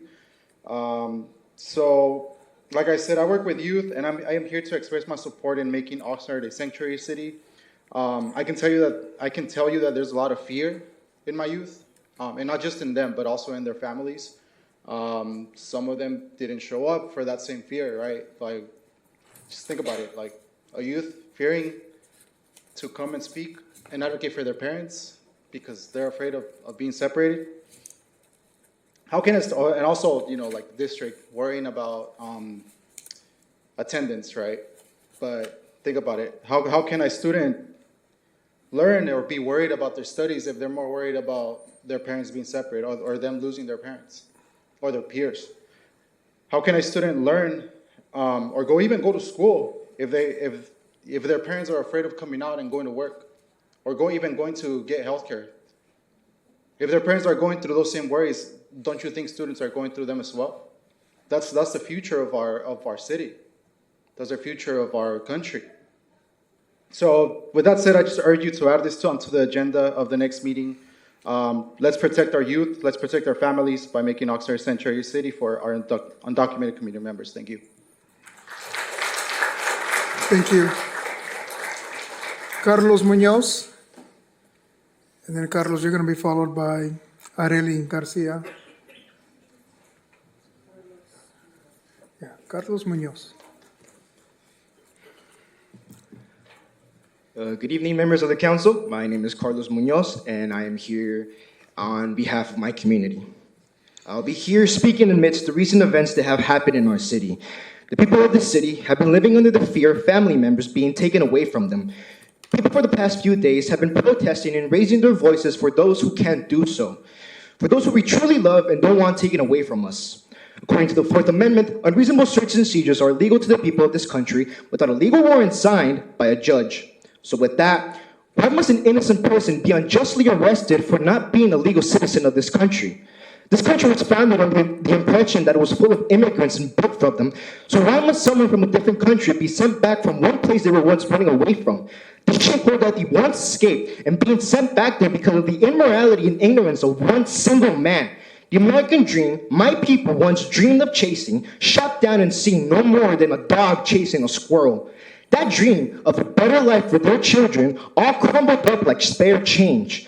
The people who make the food on your table be a possibility should be kicked out, should they?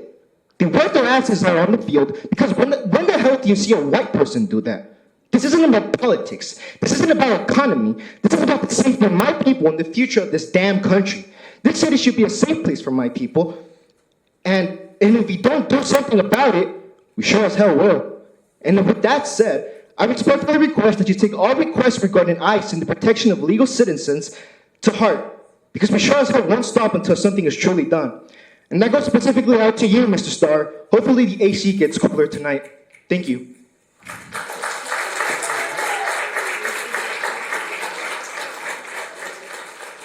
Thank you, Carlos. We'll go to Areli Garcia and then Liana Ramirez.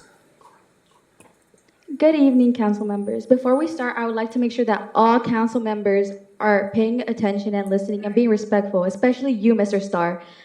I would like to remind you that you chose to be a council member, so you have to listen to, I can repeat it. I would like to remind you that you chose to be a council member, so it is your duty to listen to your community with respect and show basic kindness.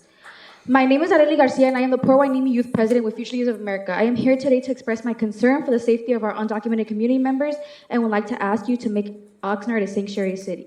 Making Oxnard a sanctuary city for immigrants would send a powerful message of inclusion, compassion, and support for those who contribute to the community in countless ways. By offering legal protections and limiting cooperation and with federal immigration enforcement, Oxnard will foster a safer environment for immigrant families, allowing them to live and work without the constant fear of deportation. At some point, I was a little girl living in constant fear of her dad being taken away. Nobody deserves this. I know what it feels like to not understand why people would ever want to take her loving, caring dad away from her. This is not fair. My dad has given more than half of his life to Oxnard, and you mean to tell me this very city that he gave half of his life to cannot protect him? No kid should ever have to hug their parents tight, not knowing if it's the last time you will see them home. This step to make it a sanctuary city would not only demonstrate a commitment to the human rights, but also strengthen the community's diverse cultural fabric and economy. As immigrants often play vital roles in local industries, embracing sanctuary policies would reflect Oxnard's values of justice and equity, providing a model for communities across the country to prioritize the well-being of all residents regardless of their immigration status. I believe that us as a community, and especially as a youth, have the power to protect the people who need it most right now. To close this, I urge you guys to take action and make an effort in keeping our undocumented community safe. Having a dream shouldn't be dangerous. Thank you for your time. Thank you, Areli. We'll go to Aliana Ramirez, and then Aliana, you're going to be followed by Eduardo Huerta. Good evening, Council. My name is Alina Ramirez. It is no secret that Oxnard is a home to immigrants that have been the backbone providing agricultural work, delicious food, music, art, and the embrace of culture, and so much more. But aside from what they bring, they all in all just deserve to live and be without fear or worry of their safety simply because they're human beings. In 2017, Oxnard was deemed as a safe city, but no actionable items have been placed to protect undocumented Oxnard residents. We as the community are demanding that Oxnard is a real sanctuary city. As city officials, you are often voicing to the public that you care about us and our well-being. Now it's time to show us with your actions. Protect those undocumented who are living in fear with protection plans of no longer allowing ICE within our city. Declare Oxnard a sanctuary city. Show the people of your community that you so-called care about that you are willing to take action with them, because we know we got each other's back, but do you have ours? Thank you. Thank you, Alina. Eduardo Huerta, and Eduardo, you're going to be followed by Vanessa Turan. Good evening, Council. How are you? So, circumstances, huh? First of all, let's say this. It's a migrant that gave you guys all an opportunity, right? We all know the story, which is in-house, right? What happened between when I ran against Gabe Turan and the issues that I ran, right? My focus was the migrant community. The oppression, the suppression, my family went through it with Gabe when I ran against you. You had a lot of responsibility here, dude. I mean, the realization, when I ran against you, I highlighted a lot to you, and you decided to defame people's character, like a lot of these young students obviously focus in politics and local politics, see how you guys show for yourselves, and I honestly can sit here and support them, right? Same thing with MacArthur. when you, obviously, Camino del Sol, was it Camino del Sol Park, when we had that guy stomped over and he was hit, you had Paul Carganilla speaking to the youth or trying to clean up the mess and saying that you support the migrant community, you're out there, had press conference here, it's, a lot of things. And so I'm just trying to, kind of give you guys a little, it's hard for me to kind of let it all out there, only because I support my community and I support the work that I've done to move this community forward. So you guys, I hope you guys understand that as well. But you have to understand, I brought a lot of help for this community. Not for you, not for a Fisher to get a raise, not for Nguyen to defame my character when I'm at debates. And, you guys only show what they're actually really speaking about. You guys really put our state, our country in a really mess. This community doesn't really know how powerful you guys are, how you guys hold elections prior before any election in the state, how you guys set the ground. Do you guys understand that? Or do you guys look the other way? You guys know Save the Media Group. You guys know the work that I did. You guys knew how you guys saw me as the villain. No, you guys, when we work together, local councils don't pick sides. Lulis, same thing with you. You felt offended by me many times. I don't sit here and, lie to anybody. Gabe, how many times would you bring a police officer to make me feel uncomfortable? Same thing with Nguyen. Micaela, the day that you had a little event here at the park, was it Park? I brought you my mother, the migrant, that gave you the opportunity, has worked the fields with your mom. I mean, you should be, and they're here backing up your community, LGBTQ. Come on. I mean, that's shameful. You go out there and raise a gay flag for what? Because of a mistake in-house? So you throw our country in a loop and don't, all you guys should be up here apologizing to our country in realization. The day that I saw Joanna here, Olivares, and I'm going to put her name on the books, Joanna Olivares, the show that she did, her and her family, and what these families are suffering. If you guys don't make that family take responsibility, then I don't know what to say to you guys. Because it's all the migrant families. My brother knows you, MacArthur. You told me personally. You know what I did for him. And I did it for the team. I did it for the state. I did it for everybody. I didn't do it for you guys to defame my character, period. Thank you, Eduardo. We'll go to Vanessa Turan. And then Vanessa's going to be followed by Santino Mendez. Hi, Vanessa. Good evening, Mayor MacArthur and City Council members. As you know, 1/3 of our city's population is Latino, Indigenous, and of immigrant heritage.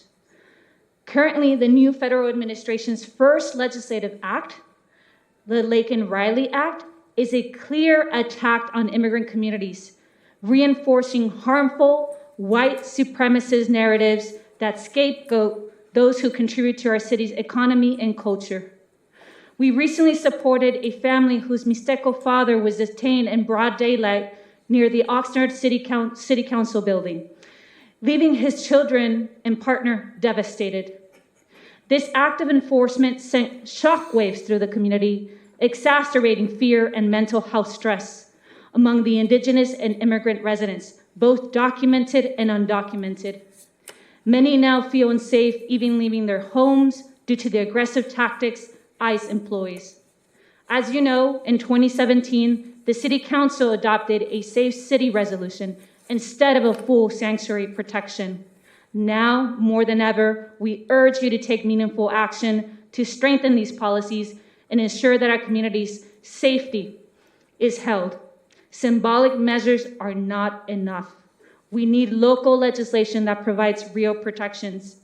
Specifically, we ask for all of the policies that were stated today by our community advocates, our adult and youth organizers, and our community leaders, including policies that guarantee access to public health and social services, regardless of federal funding.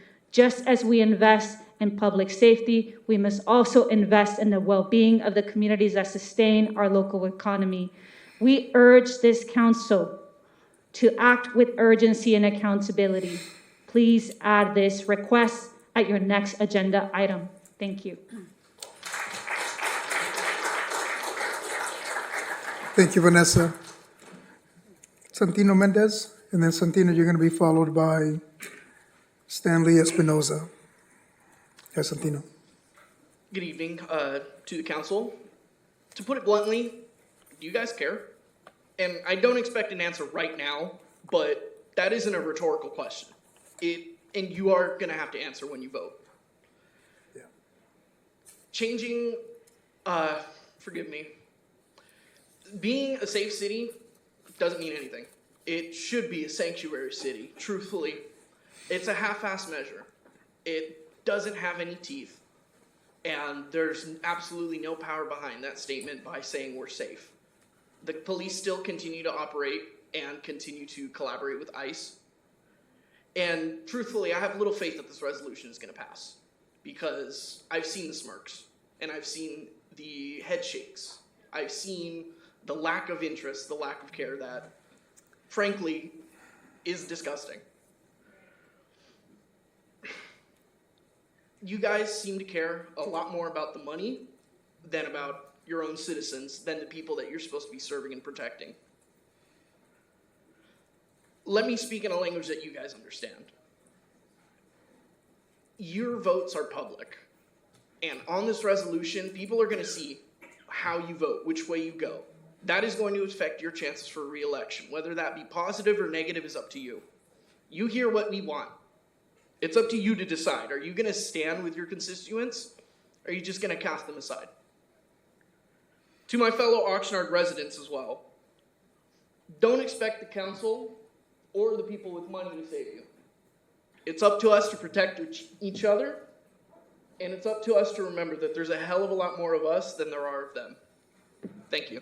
Thank you, Santino.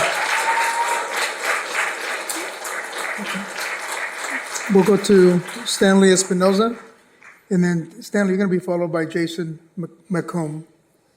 I just want to stand up here and say thank you to all the farm workers who continue to put food on our tables, to continue to work hard for their families, for their infants, and still continue to stand up here and say, look all you guys in the faces and say, I want more. Okay? Mr. Aaron Starr, can you please look up at me and give me that same respect? I'm writing comments. Okay, how about you put that down and look at me, please? Come on, let's just let's use some decorum here. Thank you. I have continued to sit here and watch you shake your head, clean your ear. Oh, do you still need a sweater? I could take mine off for you. Thank you for looking at me. My grandma came here and worked hard. 3 jobs, farm worker, Procter & Gamble, and sat in street corners and served all you guys, I'm sure, oranges, everything. I would not be where I am without her. And I'm standing here and saying, you need to give that same respect. You are what's wrong with this world. You standing here, shaking your head just like that. Yes, just like that. All you guys, I hope all you guys just stare this guy in the face. All you guys stare at him in the face and just notice, oh, okay. I would love to just, look, I have a minute and 10 seconds left. I would love to hear what's on your mind. Because you have a lot to say, it looks like. So go ahead, take my time. Please, Mayor. No, Stanley, but he can't answer. He can't answer. Remember the rules. Say what's on your mind. Because all these people are here speaking of that they're scared. They're scared to walk out of their homes. Yeah. They're scared to walk out of their homes. And you are sitting here shaking your head. How is that we're here asking for basic human rights, human decency, and you shake your head.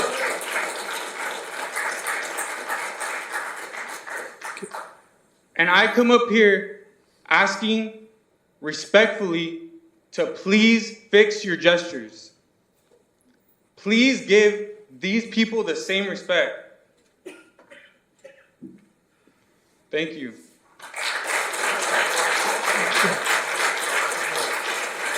Yes, Councilmember Montero.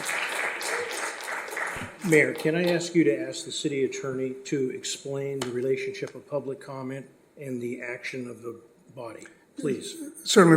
I'm going to ask the city attorney to just explain the reason why we can't comment, as I explained when we opened it up for for public comment, okay? If you can just clarify, City Attorney, what we can rebuttal.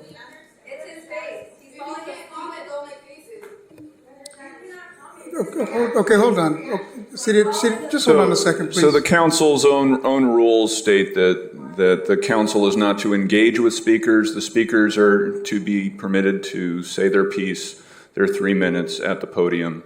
And after that, as we'll get into once the public comment is done, the council has extremely limited ability to comment on the non-agenda comments that the public submitted. Thank you, Councilmember. We'll go to Jason, and then Jason, you're going to be followed by Pat Brown. Thanks, Jason. Recording in progress. Hello, my name is Jason McComb.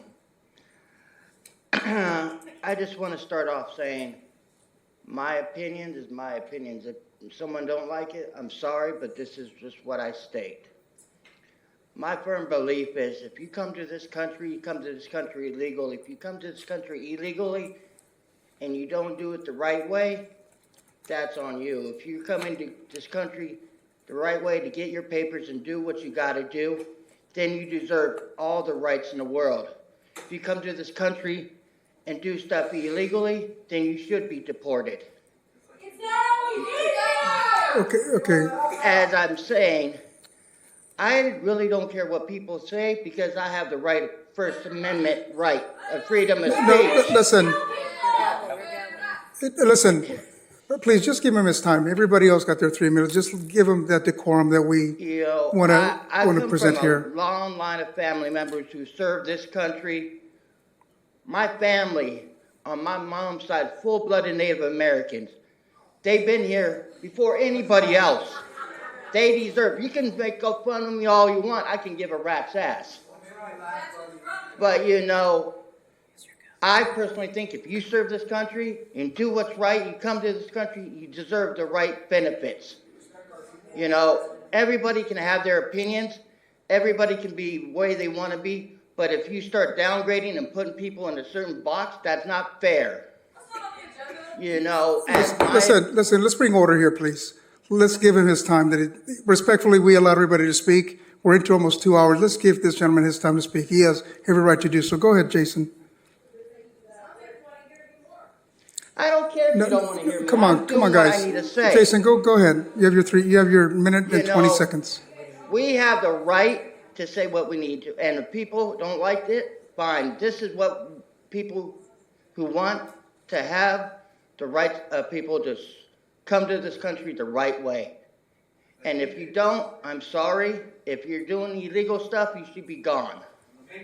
You know, I can care less what people say, and that's just me. We have other things going on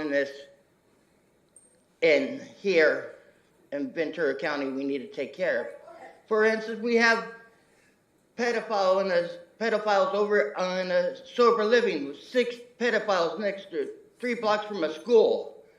And this is another thing we need to fix, but everybody wants to complain about this or that or whatever. We need to do what's our priorities. And our priority is to do what we got to do, what's right. And that's my opinion. I don't care what anybody thinks. You know, I may have a disability under the rights of the ADA laws. I have a right to my opinions and a right to what I feel. So if people don't like it, keep on going.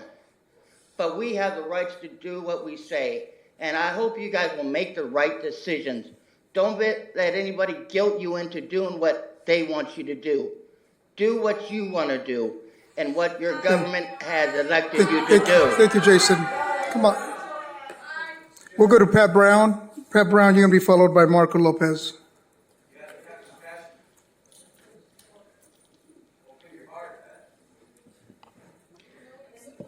I'm 83 years old. I was born and raised in a southern part of Idaho, up there in the boonies. Okay, on a farm. I was the first child, and the rest of them had to follow. Our father made us work for the same money that he would pay the Mexican people to come from Mexico to do the work. We were working right alongside of them. They got paid. We didn't. Okay? And we had to work hard. And I got so sunburned that you would not believe. I mean, it was, don't anybody go near me. Don't anybody touch me. I am just burning up. And I meant it. It was terrible. Of course, I'm just freckles and whatnot. Now, I don't see why the state of California can't get a special, and maybe some of the other states as well, get a special opportunity to bring up the Mexican people that want to work.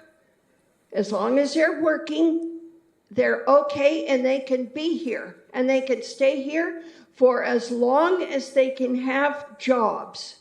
If they can't get jobs here, if they don't want to work here, fine, then they can go back home. I don't see why we can't do that. We've got to have these people here because the white people will not do the jobs because they're too lazy. And I know how hard a work it was because I was out there crawling on my hands and knees, weeding little gardens and all kinds of stuff. I mean, all day long, and I was stiff and just full of fire. I just felt I was so burned.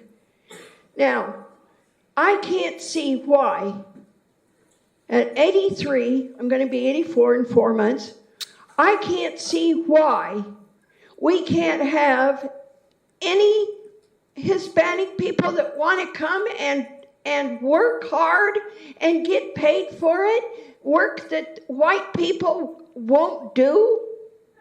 What do they expect us to do? They want to have the food. We all eat it.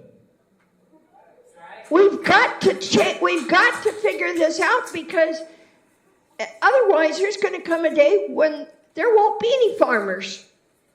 Can you imagine not having any farmers? Thank you, Pat. No food. Thank you, Ms. Brown. We'll go to Marco Lopez.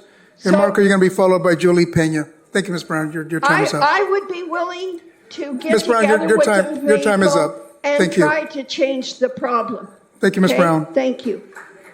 All right, Marco. And then, Marco, you're going to be followed by Julie Pena and then Arthur Valenzuela. Good evening. My name is Marco Lopez, and I'm here to represent my people, my Mexican country, and also I'm here to speak on what's happening in the world. First of all, I'd like to turn around and say, Viva la raza y viva Mexico. First of all, I'd like to say, with everything that's been going on in these past few weeks, these past couple of days, this whole thing about ICE deporting, families and especially with kids, I don't agree with that. They need to have the right, and they should get a chance to make their kids and their family. They deserve the right to be here.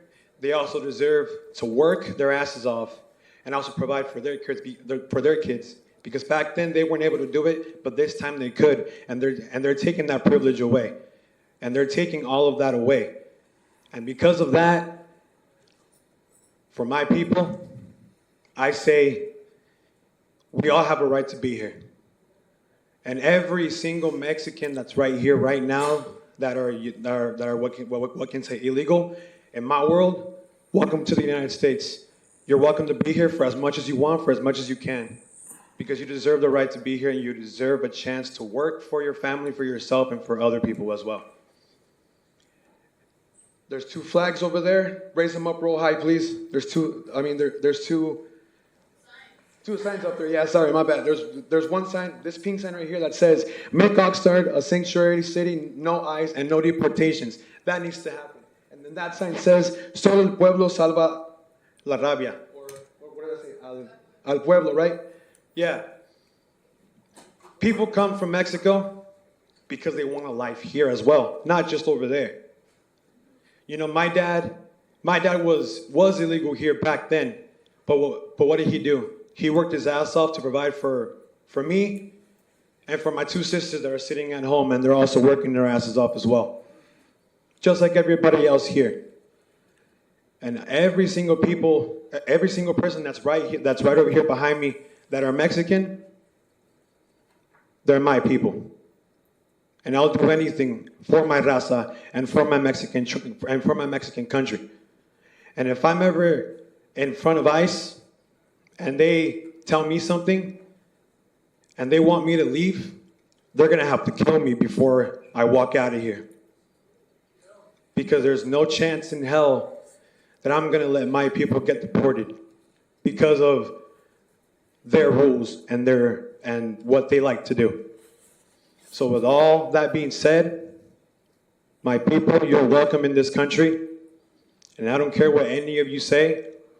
Everybody here deserves a chance to be here. Viva la raza y viva Mexico! Julie Peña, and then Julie, you're going to be followed by Arthur Valenzuela. Oh my goodness. Good evening, Mayor and Council evening. members. You've heard it all. I know most of you. I've been following the city council meetings for nearly 20 years. And I know a lot of you, and I know that this is not your fault. What we're experiencing right now is solely because our current administration has villainized undocumented immigrants, undocumented residents. They're residents. They're residents that have contributed and continue to contribute to our economy and our culture. I feel bad for what's happening right now and what you're hearing. I've heard some rash things that they've said about you, the police, and so forth, and I don't believe it. I know that your hearts are in the right place. I know that this is not your doing, okay? This is not your doing. They're asking for a sanctuary city. My understanding is there's no definition of a sanctuary city. Each city can make their own policies.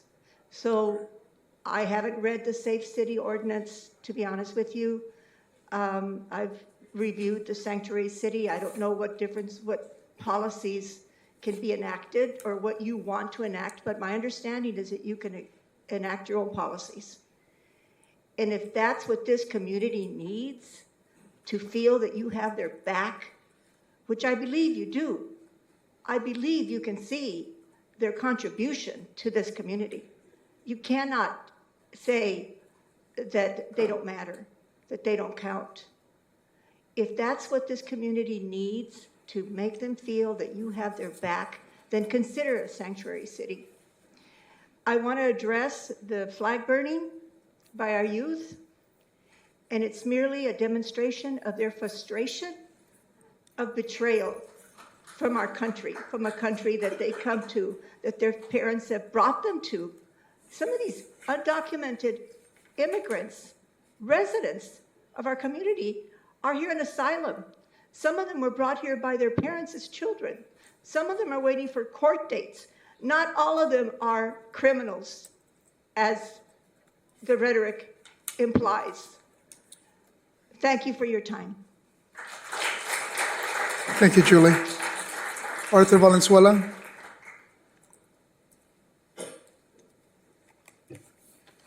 Hi, Arthur. Greetings. Good evening, Mayor, Council, City staff. You all know me, Arthur Valenzuela, former council member for South Oxnard. In December, I told staff that I wouldn't come back and yell at the council, but one director told me not to roll it out. So here I am. Like Raul Lopez, who spoke earlier, I too was one of the founders of the Safe City Resolution. Akemi Bon Flores from SEIU 721, and I brought several organizations together, CAUSE, MyCup, Planned Parenthood, ACLU, Future Leaders of America, and more. It took months of organizing, but we were able to get the Safe City Resolution. This led to several citizenship drives over the following year. We did some good work, but the work wasn't complete at the time. I understand that there's some hesitancy from city staff of the fear of losing federal funding, putting forward a sanctuary city ordinance for Oxnard. This could cut funding to the threat of funding to public safety, to parks, to housing. But is that money worth these families from being torn apart?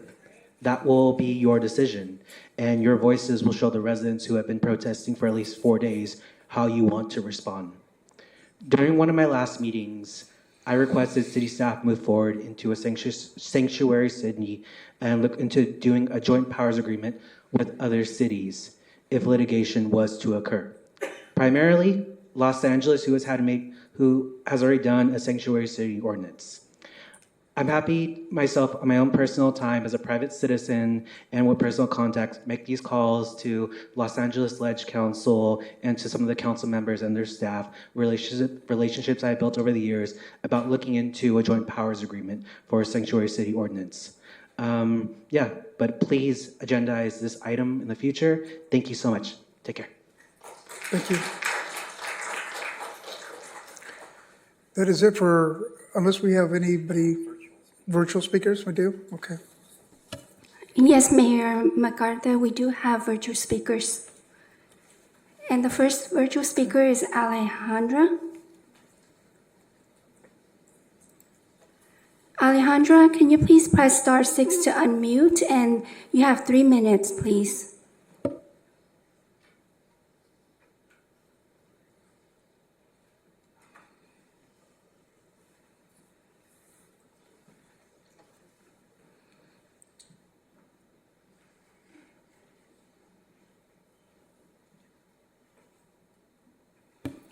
Alejandra, can you please go ahead and unmute?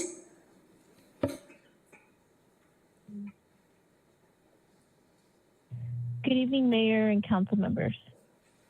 Mayor MacArthur, as a resident, I appreciate your engagement with students and your acknowledgement of the challenges facing our community. However, yesterday's social media post from your account missed the mark and dismissed. I believe I was unmuted. Good evening, Mayor and council members. Mayor MacArthur, as a resident, I appreciate your engagement with students and your acknowledgement of the challenges. I'm sorry, we're having a hard time hearing you in here. There, we can hear you now better. Go ahead. Can you all hear me? We can hear you now, go ahead. You just broke up a little bit. Okay. So, as I mentioned, yesterday's social media post from your account completely missed the mark and dismissed the youth's clear efforts and failed to acknowledge their contribution. We've heard it all tonight, but one thing that has not been addressed is the active xenophobia that has infiltrated Oxnard City's residents and has completely dismissed the contributions from colleagues, peers, and different nonprofit organizations that have come up and spoken tonight. The fact that other news outlets and communities are acknowledging our youth for their commitment to justice speaks volumes. It is deeply concerning that their own city leadership has yet to do the same, instead choosing to distance itself from the actions rather than engage with their message. This has led to the spread of misinformation. This is not just about a flag-burning incident. This is about a generation that's mobilizing for their rights and their dignity, and it's being uplifted by sister cities and counties, while here at home, misinformation and misrepresentation continue to overshadow their efforts. Instead of engaging in fact-based conversations, reactionary rhetoric has taken a hold, clearly seen tonight. Beyond the political implications, this hesitation actively harms Oxnard's credibility, its culture, its people, its community members, its public safety and public health in the future. I urge you and the City Council to use this moment to really recognize the leadership of tonight's efforts of our youth and acknowledge their concerns and their frustrations to work alongside them to create meaningful change. Because if we do not, others will, and that would be a real loss to the city. Thank you. Thank you. Madam Clerk, we'll go to the next speaker. Yes, Mayor MacArthur. The next speaker is Alexis. Go ahead, Alexis. Alexis, go ahead and unmute, and you have 3 minutes.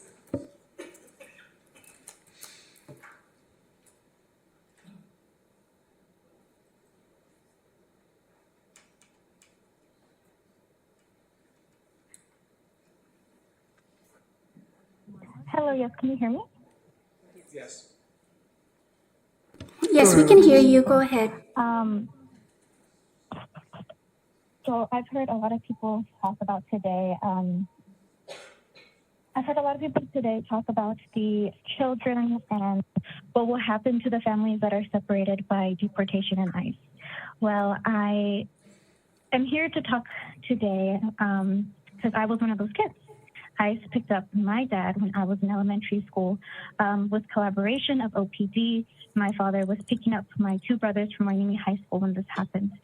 And I want to let everyone here know that, yes, it is traumatic. Yes, it does separate families. And yes, it does make life generally much harder. So I'm here to support Oxnard being a sanctuary city, but to remind everybody that that is a first step. Because the same issues that were happening when I was a kid 10, 15 plus years ago are still happening today. Yes, we need Oxnard as a sanctuary city, but we also need more resources for undocumented folks in general. We need more health services. We need more housing services. We just need wrap-around support for our undocumented community, especially for the next 4 years. And I understand that there is a fear about federal funding that is tied to specific terms, such as sanctuary cities, such as DEI, such as environmental justice. But I am fully confident that there is enough expertise in the virtual room and in that physical room to navigate the funding situation and to figure out how to continue to provide the City of Oxnard services despite the current administration's limitations and fascism. Yes, that is all I have to say. Again, I support Oxnard being a sanctuary city, but again, that is just the first step. Thank you. Madam Clerk, we'll go to the next speaker. Yes, the next speaker is Christine Munoz. Please go ahead and speak. You have 3 minutes.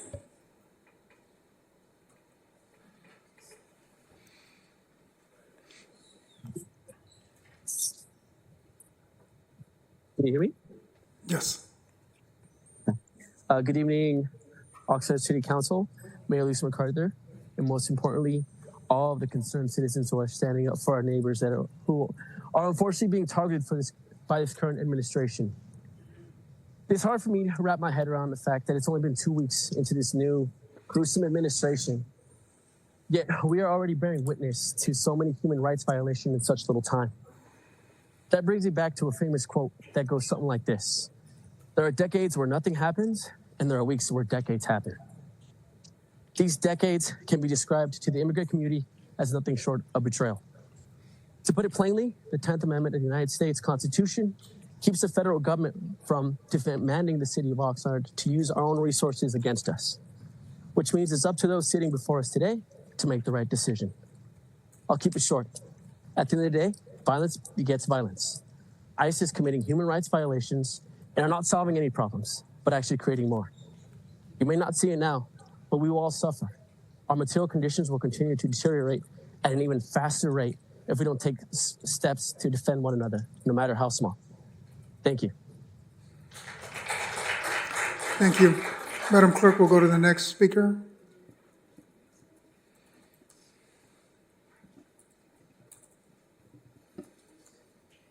The next speaker is Marisol Starr. Please go ahead and unmute, and you have 3 minutes, please.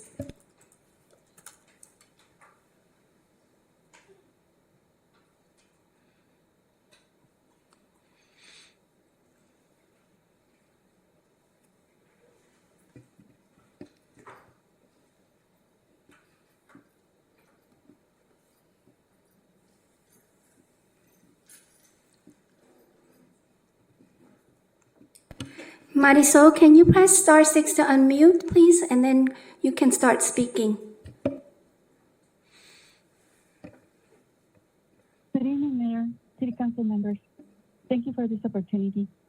I'm a first-generation immigrant. My family and I migrated here in 1989 to join my uncle and my grandmother who worked in the fields. Like many migrants here in Oxnard, I had no idea how we would make a living, having fled violence and lack of opportunities for an education in Mexico. I watched my mom work 2 jobs for minimum wage so her children could go to school. We lived in a shelter and endured many hardships while we were undocumented migrants. We moved around a lot, but my mom never gave up, and we were all able to find good jobs and make a living. My mother is now a successful chef at a local restaurant, and all of us have had a good life through the opportunities we found and the great people we met here in Oxnard. Most of us have become U.S. citizens. I share my story because at this moment, there's some intent by the U.S. government to criminalize all undocumented immigrants and deport them, if possible through intimidation. I drive by the fields on the way to Camarillo every day, and last week there were no workers to be seen. The women that I minister to have asked me to let you know that they are afraid that their husbands or themselves will be deported. They don't want to go to the market and have isolated themselves, afraid to be separated from their children. I want to ask you to do everything in your power to protect these families by implementing measures that will enable these families to thrive. Their children need the opportunities that only come over time and knocking on doors. These children will be robbed of a good future if their parents are deported. The presence of ICE in town has paralyzed many families, and some have even lost their jobs. We know that immigrant workers do the jobs that no one wants to do. Many of us wouldn't last a day working in the fields. What would we do without them? Picture our local economy without them. These parents only want to give their life at work so their children can have a good future, just like my mother did for my siblings and I.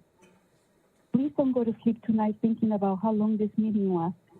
Think about what you can do for your undocumented residents to help them to trust in your leadership again. Listen to the anguish and fear of the families. Please approve the sanctuary status for our wonderful city of Oxnard. Thank you, and God bless you. Bye-bye.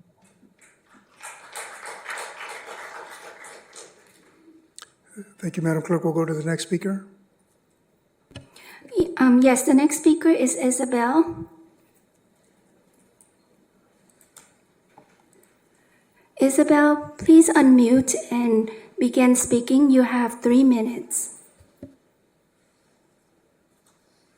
Can you hear me? Yes, we can hear you. Go ahead, Can you please. hear me? Thank you. So a lot of what was said tonight I'm just echoing the sentiment in that Oxnard needs to be a sanctuary city. Yes, a sanctuary city, not a safe city. Council members, as you can tell, I'm not alone in this sentiment. As a community member who values community, transparency, and justice. So the inhumane nature of immigrant detention and the violent force known as ICE has been a concern before the current administration. The multiple recent sightings and detainments are inhumane. Oxnard PD signed a joint statement with other county police departments stating that they will not participate in activities with ICE agents. That statement in its totality was just as empty as the gesture of proclaiming Oxnard as a safe city in 2017. Council members, I'm here today to echo the demand for the city to be a sanctuary city and the stipulations of that declaration to include direct protection, not giving empty statements that will willfully ignore, including willfully ignoring calls from ICE. Thank you. Thank you. Madam Clerk, we'll go to the next speaker.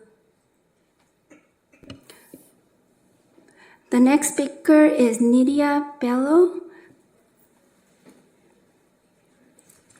Nydia, please press *6 to unmute, and then you can begin speaking. You have 3 minutes.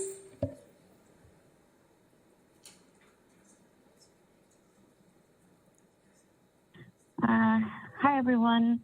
My name is Nydia Bello. I'm a resident of South Oxnard, and I'm a immigrant. I migrated to the United States when I was 2 years old, and I work as a policy advocate in Santa Paula with a local nonprofit. And I'm here today to talk about the need that our immigrant community has. They work hard every day. I see this in my family and at my job.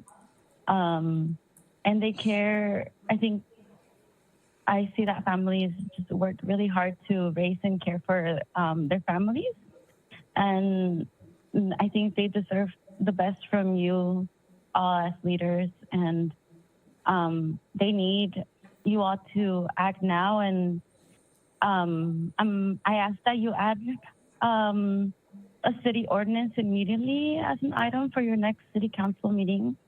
The same way that you immediately added the OPAC item, you have the power to also add this as an agenda item immediately and find solutions for our community, especially so that we don't use our city's our tax dollars to help ICE separate families. Because our city thrives because of immigrant families, and yet leadership has been silent while people are being targeted in their homes and workplaces, and even like laundromats, and parents are staying home, too afraid to go to work, too afraid to go shopping for groceries, and afraid to take their kids to school because we know that ICE is targeting our friends and neighbors in our workplaces and on our way to school. And I ask you to act with urgency so that people can have the resources and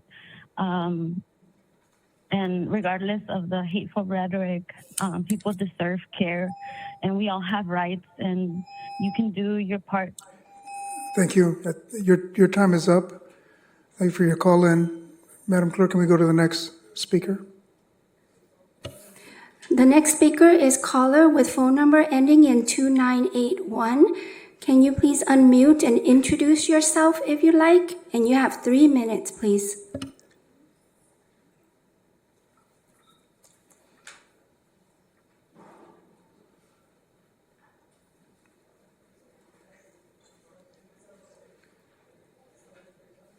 Caller with phone number ending in 2981, go ahead and unmute and begin speaking.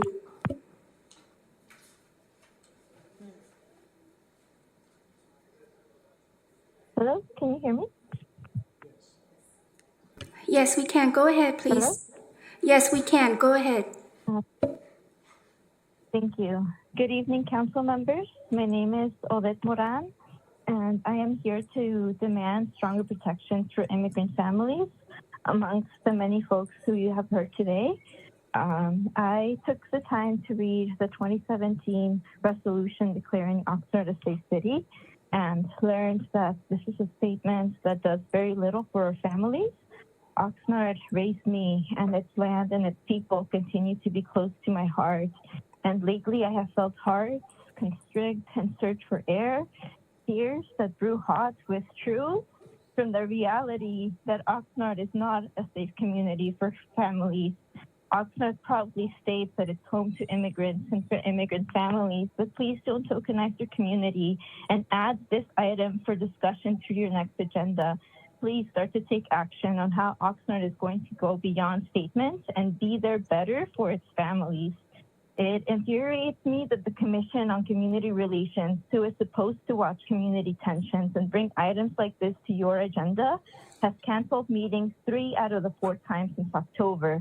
We need a diverse community committee focused on keeping families together, not one that cancels most of its meetings. We need transparency, a full report when ICE collaborates with Oxnard Police Department, and anytime ICE is here in Oxnard. We need a proactive Oxnard who not only shares screenshots, but takes steps to demonstrate it cares for its people.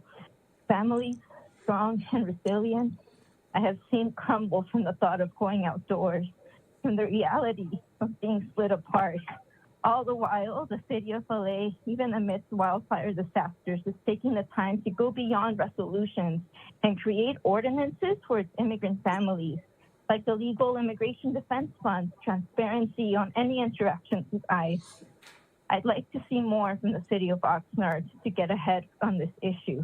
Do you feel the fear? Do you feel the uncertainty?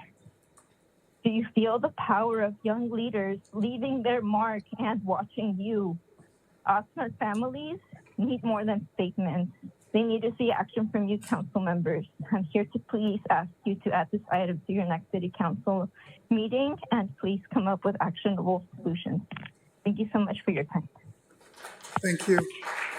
Thank you for your call in. Madam Clerk, can we go to the next virtual caller? Yes, the next speaker is caller with phone number ending in 4018. Caller, please press star 6 to unmute and introduce yourself. Yes, we can. Go ahead. Sure. Good evening, Mayor, Mayor Pro Tem, City Council, staff, and the public. My name is Douglas Bartello.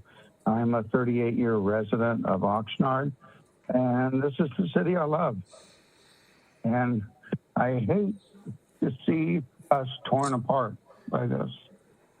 My wife is from Nicaragua, and she got her legal immigration status through a fiance visa. Her father waited 10 years to get his green card. And I know people in Nicaragua. I have many friends in Central America. I spent 20 years helping less fortunate people in Central America. I've been helping less fortunate people in our community, many of which are people of color. And this is a time where we're all divided. And I think what we need to know is that no matter what your background, what your race, what your story is, there's people of good faith, good character that may not be Latino, they may not be brown. So don't make assumptions about people based on their race, if they're white or whatever they are, but just based on their actions. And we also need to be very mindful with our own actions. I understand the fear. My wife is afraid. I know that. It's in my home that she's afraid she's going to be sent back to Nicaragua, even though she's here legally. It's a specter of fear that we just haven't experienced before to this level. And there's only so much our city council can do. And I think we need to educate ourselves and understand what the limitations of our legislative body is when we're talking about, national politics and policies. And it's extremely unfortunate, but I think we need to all come together and support each other. I think one thing our city council can do is something I've advocated from the beginning, is be more accountable, be more transparent, be more cost effective in the way you spend taxpayer money, because we've got a lot of families in Oxnard here that are hurting, and they need the help of our local government to give them a better quality of life. And I think that's what our council can do. I think we can have a council that is more responsive to people and what their needs and desires are, and be more supportive and your own accountability of our taxpayer dollars. Be more accountable to answering the phone. I've reached out to the mayor 5 times. I've never gotten a return phone call. That's not good responsiveness. I'm sorry. I think we have a lot of hope in our new council to bring some change. Thank you, Mr. Portello, for calling in. Madam Clerk, can we go to the other caller? Mayor MacArthur, we do not have any additional speakers virtually or in person at this time.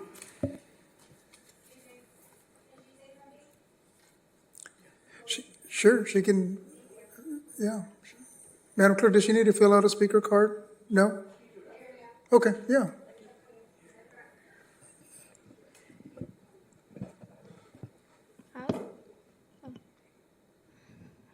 Hello. We all heard that all our teachers tell us to be respectful, fair, and responsible, and kind, and what else? I forgot this. But sending immigrants away that work really hard in the fields, is that really responsible? I mean, the people that feed your children, that makes you have food, that grows your vegetables and your products, don't you think that we need those people because they're hardworking? Don't you think that if we take them away, we won't have any more food or anything else? I mean, if we send them away, who would be the one farming? Who would be the one that would be responsible for the crops and the vegetables? And I would like to say that if it's really responsible to just send them away like they're nothing, then what else do we have? Thank you. Thank you.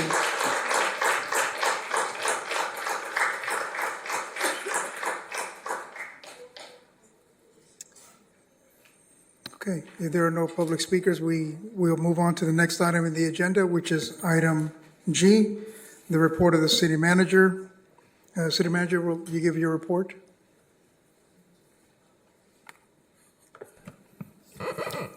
Thank you, Mr. Mayor. I do have a quick announcement that we'll get on the screen about the rains, but I do want to make at least, and I'm sorry that so many people who spoke tonight had to go home. I understand people have busy lives, so it would have been good to be able to respond. But I do want to say one thing to make it very clear, and that is our police department does not cooperate with ICE. That is not only a city police department policy, that's also California state law. So I just want to make that clarification. I don't know what the council's desires are about this issue going forward, but I'd be happy to be responsive and participate. So if we're moving on at this point, Diego, can you put up the sand slides, please? Just because we do have rainstorms forecast for tonight through Friday, we just wanted to let people know that we have sandbags available throughout the city. So there are two things I want to go over. So first is we have them in several locations. The Fire Station 7 at the city's courtyard, at Fire Station 6, Fire Station 8, and at Johnson Creek Park. So here we have sand out available 24/7, but it is self-serve. So if you believe you need sand to protect your property, those are the locations where you can pick them up. To get more information, you can call the Parks Division at 805-385-7950. We also have the information on our website, oxnard.gov/sandbags. Supplies are limited to 20 bags per resident. Also, if you're a senior or for other reasons are not able, you can also ask us to make deliveries to your property. Two ways to do that. One, of course, is to go to the website again, oxnard.gov/sandbags. But you can also call any one of our senior centers to schedule a delivery of sandbags if you're concerned about flooding at your home. So each of our programs can field calls: the Colonia Senior Center, the South Oxnard Senior Center, Wilson Senior Center, and the Palm Vista Senior Center. All this information is also available on our website. Now, let's hope we get good rain, but not rain that is destructive. Thank you. Thank you, City Manager. The next item on the agenda is item H. At this time, a City Council, Housing Authority Successor Agency, Financing Authority Business Committee reports. At this time, a member of the legislative body may make a brief announcement or make a brief report on his or her activities. Further, members of the legislative body may request to schedule consideration of whether to place an item on a future agenda. This legislative body cannot enter into detailed discussion or take action on any item presented during this report. The members of the report shall not exceed 3 minutes unless additional time is granted by the presiding officer. We'll start with Councilwoman Mr. Mayor, Michaela before you start, I would like to speak first, if that's okay. I'm asking for a recess, actually. It's been 5 hours, and 5 minutes would be really nice. So, okay, we'll take a quick 5-minute recess. Okay.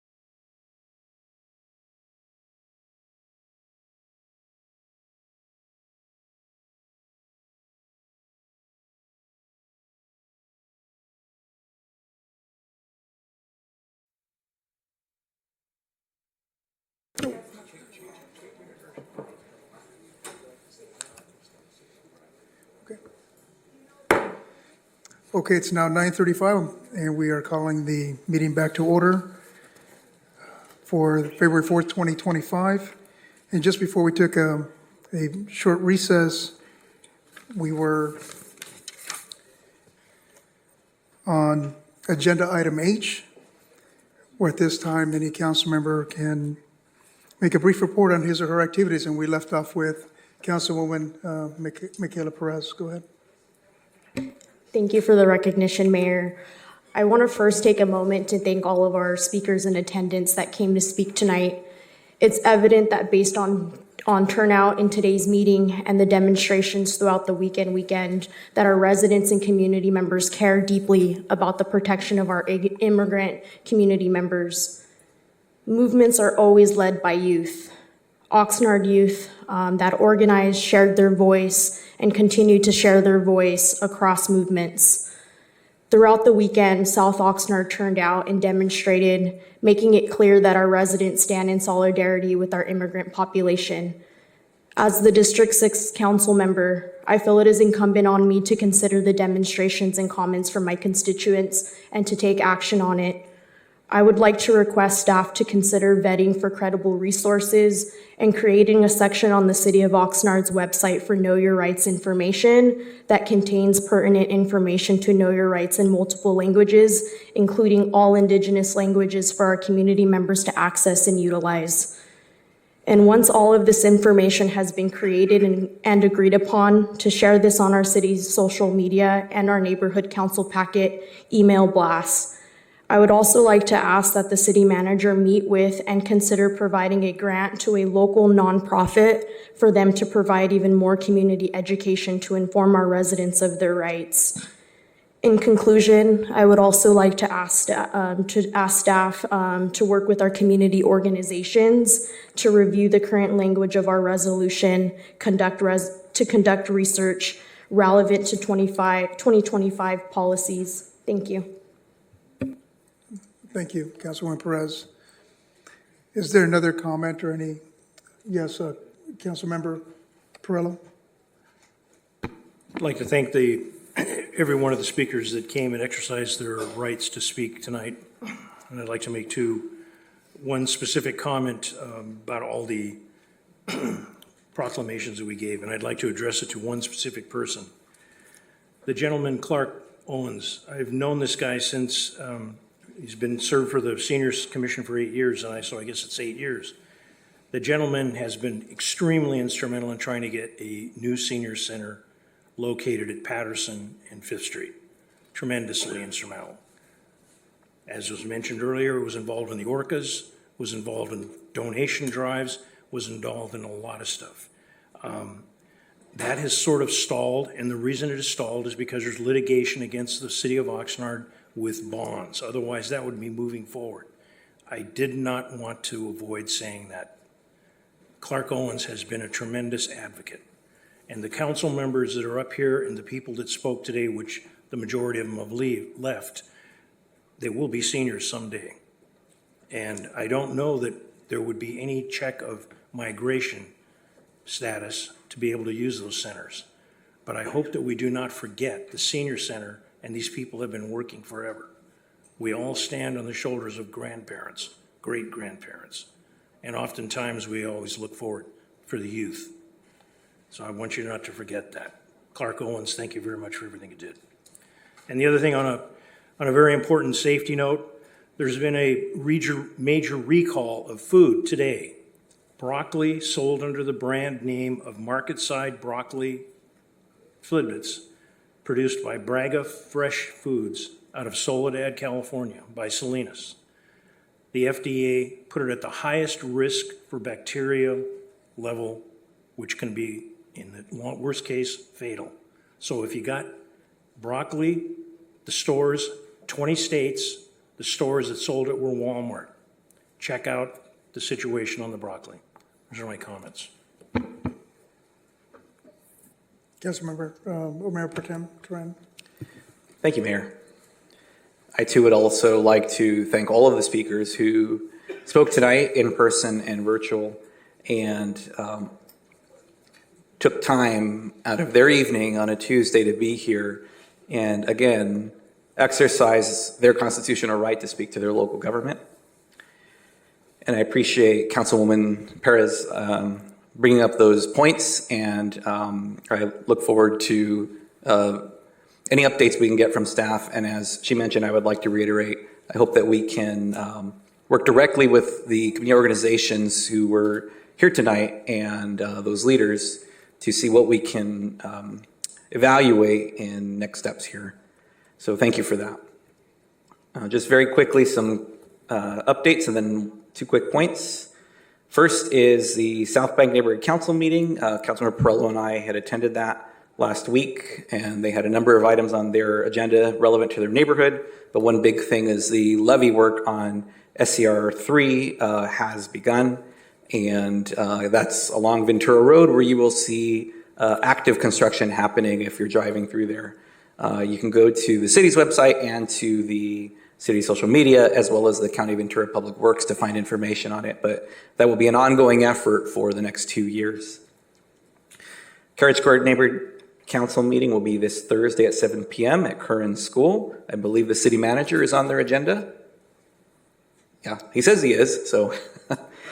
All right, River Park budget meeting, I also attended a River Park budget meeting week before last, but I also have on my schedule this Friday is their second budget meeting, and then next Wednesday is their neighborhood council meeting, all at Rio Vista Middle School. Very active right now, that neighborhood council. So if you live in River Park or you're interested in these items, I encourage you to head out to that. I also attended the Alaska Airlines Flight 261 Memorial Ceremony. It was the 25th anniversary of the loss of that flight. And I had never had the opportunity to go to the actual ceremony.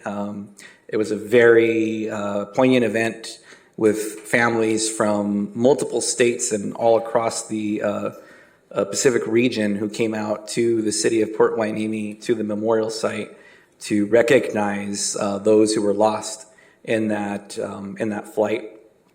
2 quick things. They had mentioned this is likely the last organized one that they will hold, just because it is an effort for so many people to come to this one, but it doesn't mean they won't continue to recognize and remember those lost each year at the memorial site, and each of the a number of respective cities that passengers hailed from who were lost also have memorial sites. And so they'll continue having memorials on the date and time, January 31st there, but it won't be a large organized one, it sounds like, anymore.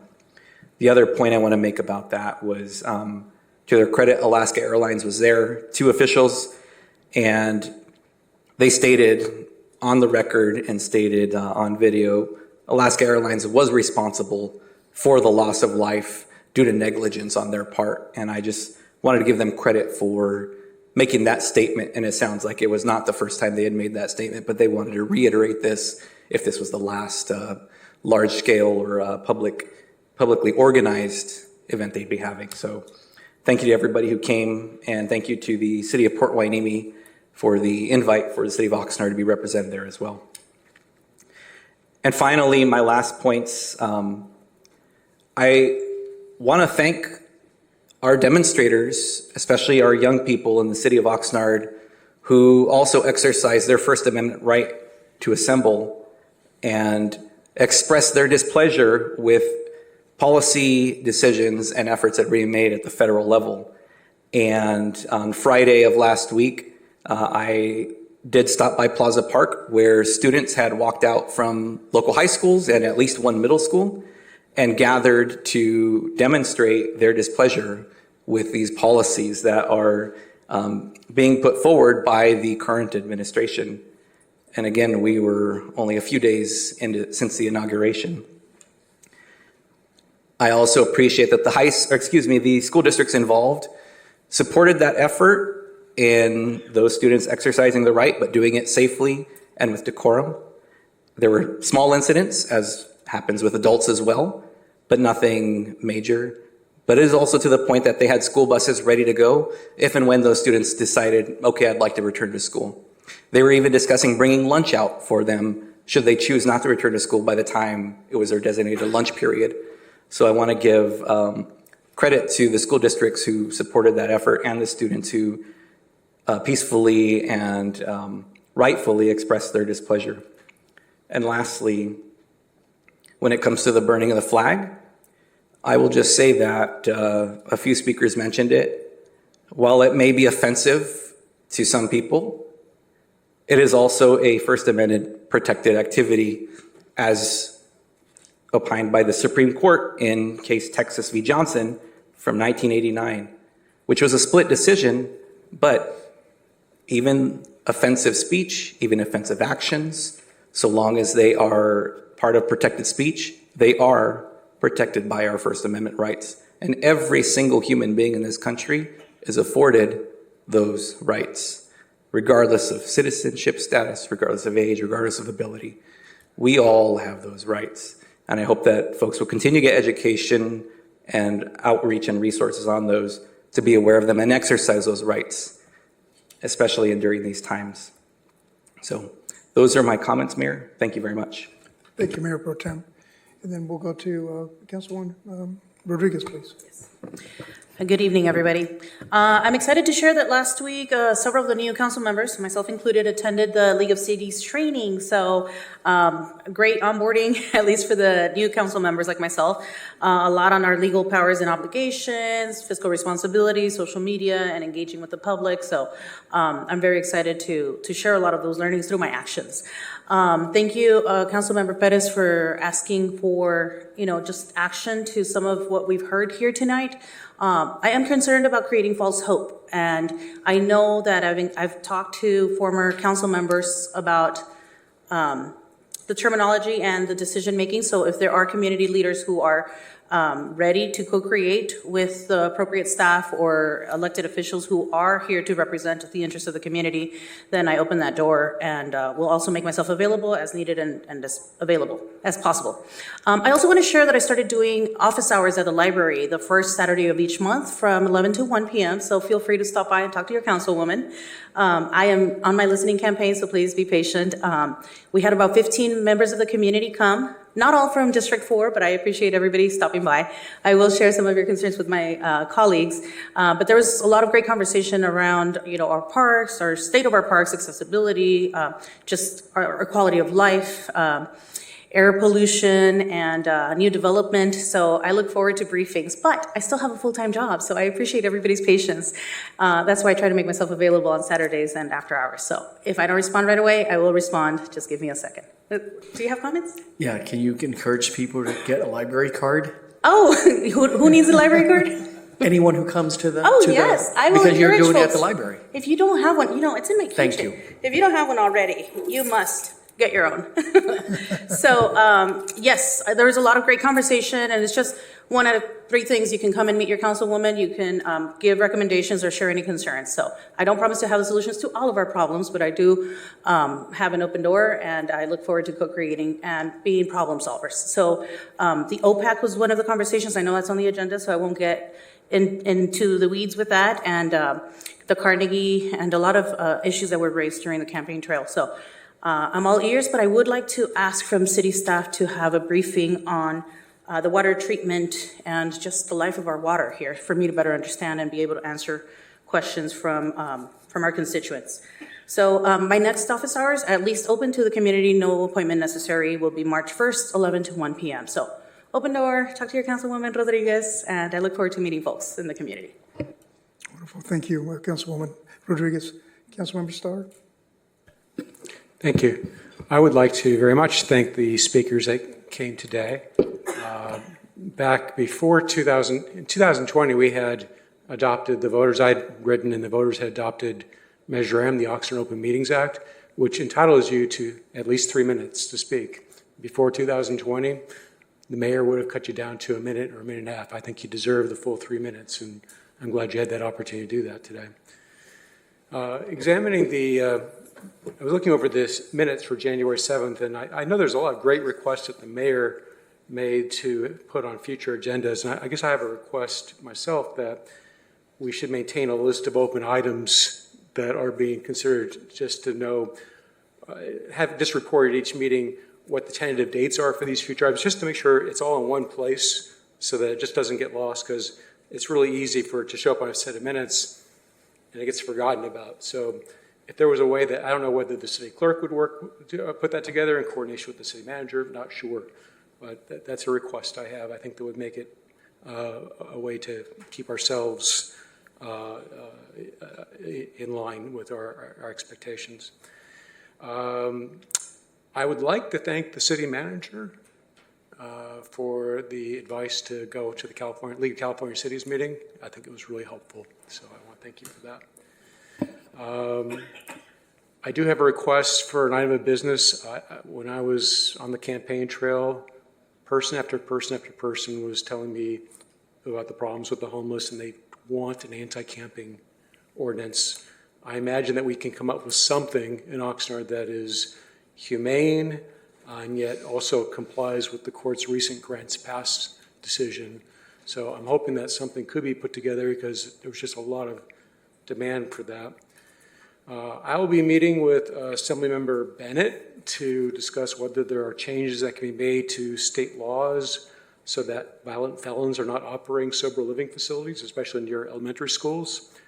I've also had a conversation with Caroline Grinder, a lobbyist for California League of Cities, is focused on this general topic. And at some point, I'd like to hear from the city attorney's office as far as what progress is being made to develop an ordinance that's not preempted by state law. I'm not expecting to say anything today, but hopefully at the next meeting you can kind of give me an idea of what the timeline is for that, unless you want to speak today. Good progress being made on the issue with the First and Roosevelt Streets intersection where we had that terrible fatality. The traffic engineering team has reviewed the location and is recommending adding a red curb on the fourth leg. I think 3 of the legs already have red curbs on it, just to increase visibility. And also to provide safety enhancement to the corridor, the city will be adding cross-traffic does not stop signs at applicable locations on First Street. I think our sign vendor takes about 3 to 4 weeks to make and deliver the signs, and maybe another 2 to 3 weeks to have them installed depending on the workload. So I think we're looking at maybe getting this an improvement in maybe sometime in the next 7 weeks. At some point, I want to follow up with the city manager on a request for clarification concerning the existence and current status of a $1 million grant. I've got Sam Gallucci of Gabriel's House, who handles it's a shelter for women and children. He's providing an extensive timeline of his working with the former housing director, Emilio Ramirez, on this, including showing me some past correspondence. So I'm hoping that we can kind of chase that down and figure out what's happened. Maybe with the change in staff there, it's hard to find records. So I get that. So hopefully we can chase that down. Progress is being made on lights. I'm not working on Cotland Way, and I'm expecting I'll receive an update on or about February 13th. Had a really great meeting actually with Carolyn Mullen over with OPAC. I'll say that she has passion for what she does, a real zeal. She even gave me an impromptu tour of the facilities there. Wasn't expecting that, nor was she, and I thought it was interesting. I met with Michael Wolf, our Public Works Director, to discuss the methodology of the replacement infrastructure use fee that's already been incorporated in the solid waste rates adopted last year, and I didn't even realize that. You might recall that I won a lawsuit over this and that the city had to pay back $36.5 million from the general fund to the utilities because the money was being not legally, because it was being illegally charged. I don't think that the new IUF is legal. I can see that it could probably be challenged in court. Maybe that's something we can revisit at some point and decide whether we want to undo that. I had a meeting with Michael Wolf, Steve Howlett, and Javier. I had so much trouble pronouncing your name. I'm so sorry. Chagoyan Lazaro. Chagoyan, thank you. Great presentation on the golf contract. It inspired a lot of confidence in me, especially Steve Howlett's understanding of the golf courses. They're addressing the issues that I brought up at the council meeting meeting or two ago. And I think we're going to come up with a really good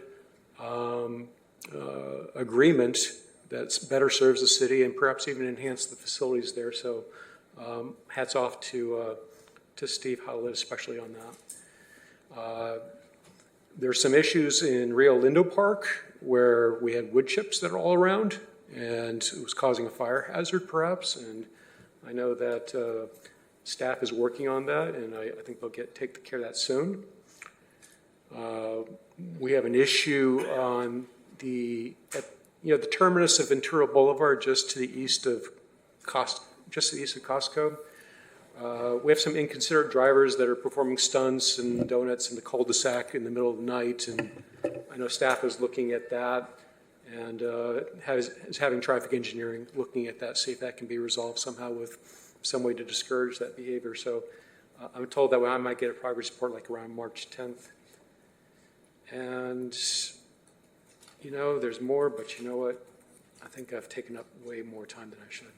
One last thing, I do want to thank, once again, I want to thank the city manager again we have a constituent by the name of Phyllis Gubius who's concerned about the fire hazard of uncleared brush along Harbor Boulevard. And I appreciate that Alex was taking a real proactive approach to resolving this, even though it's actually technically outside the city limits. You got state property, you got county property. Strangely enough, I think we've got like a city property, but it's in county land. I'm not sure what that's all about. But I know that he's working hard on that, and I look forward to any updates he provides her, because it is a fire hazard. Even if it's not in the city, it's still a fire hazard that can bleed into the city. So that's everything today. Thank you. Thank you, Councilman Starr. Mr. Mayor, it's almost 10 o'clock, so you will need a motion to continue the meeting beyond 10. Should we have a motion on the table? I'll make the motion. Councilmember Starr? Okay, we've got Mayor Pro Tem Starr seconded. Thank you, City Attorney. Madam Clerk, do you want to take a vote? Yes. Councilmember Perallo? Yes. Councilwoman Perez? Yes. Councilwoman Rodriguez? Aye. Councilman Starr? Yes. Mayor Pro Tem Teran? Yes. Councilwoman Basua? Mayor MacArthur? Yes. The motion carries 7-0. Thank you. We'll proceed with Councilwoman Basua. Thank you, Mayor. I also want to take this opportunity to thank all the speakers that came out and also acknowledge all the protests that happened the last few days, shutting down of Saviors. I want to make sure that we as a council do not give any false hope to anybody. I also want to make sure that we understand what the unintentional consequences of our actions are to this community. I came in last week to work. As you know, I work for another city. I work for a federal program. I came in and my bank account that serves the most vulnerable people, the most poorest people of the community was shut down. We did not have a penny to our name. This is a lot bigger than us. This is the Trump administration putting forth their agenda, which he won the presidency.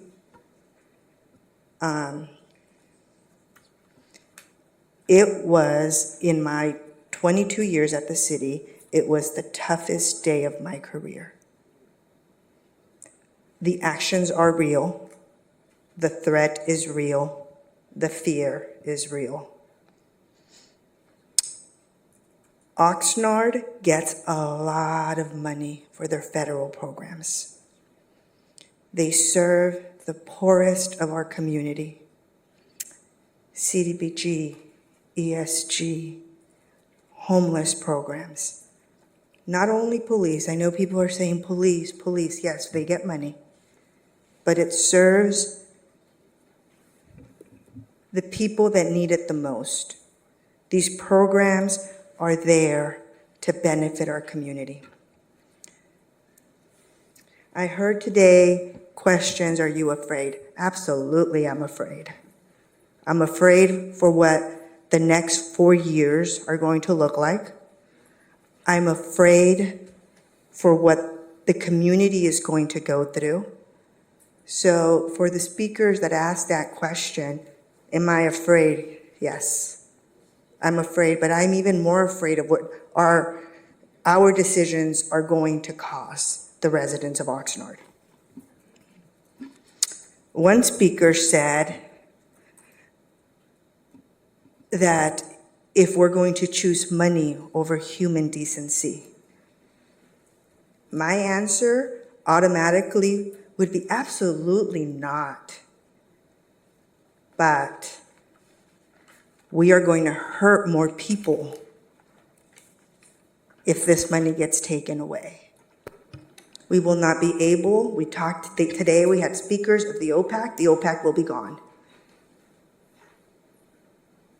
Reality, because are we going to keep a program or are we going to keep people in their homes?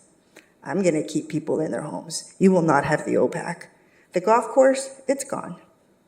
Your streets, it's gone. Because I don't think any of us here are going to tell. And for the Housing Authority, how many clients do you serve? Over 2,000, 3,000? You're going to tell them you no longer have a home? I'm sorry. Your shelters, you won't be able to maintain your shelters because that's where the federal money comes from. We won't even have that. I do not want to give false hope to our community. I have never, in my 6 years here, have told an organization I can do something when I can't. I am the most transparent person you will find. You might not like the truth, but I'm going to give it to you. I do want to make sure that we revisit what Councilmember Perez said. I want to look at that. If that gives hope to our community, why not? But I also want us to understand that this here, what we do, is big. It starts at the federal level. What can I do as an elected official? I can do so many things for families that we know that are afraid. If they don't want to go out, I can offer to go get their groceries. I can offer to take their kids to school. I can offer to go shopping for them. There is so much as a human beings that we can do, and it is the little things that matter. If it's money for gas, if they were afraid to go to work, what resources do we have? Are they afraid to go to the doctor? Let's find other ways of helping the community and easing that fear. But empty promises, I'm not going to do. Because money is not important. Human decency is, but we cannot support human decency without money. I am saddened by what is happening in my community. I drive by Cuesta del Mar, and the other day when I heard ICE was there, I actually went driving around looking for them. I don't know what I was going to do. I really don't. Somebody at work was like, well, what are you going to do? I don't know. I really don't know what I was going to do. But I feel like I need to protect the community. I really do. I was angry last week. I wasn't having it. Everything bothered me. But I also know that we are a strong community and we are going to take care of each other. And it's the little things that help. I want to also acknowledge the Oxnard Union School District. On Friday, we had students walk out. I was so proud of that administration. They did their best to try to support the kids, and they're young kids. They did their best to try to make sure that they were together, they followed them. Yes, they shut down saviors. Our police department was there. These times are very frightening times for all of us, for every single one of us. Let's really look at a way that we can help the community without bringing additional fear or promising things that we cannot deliver.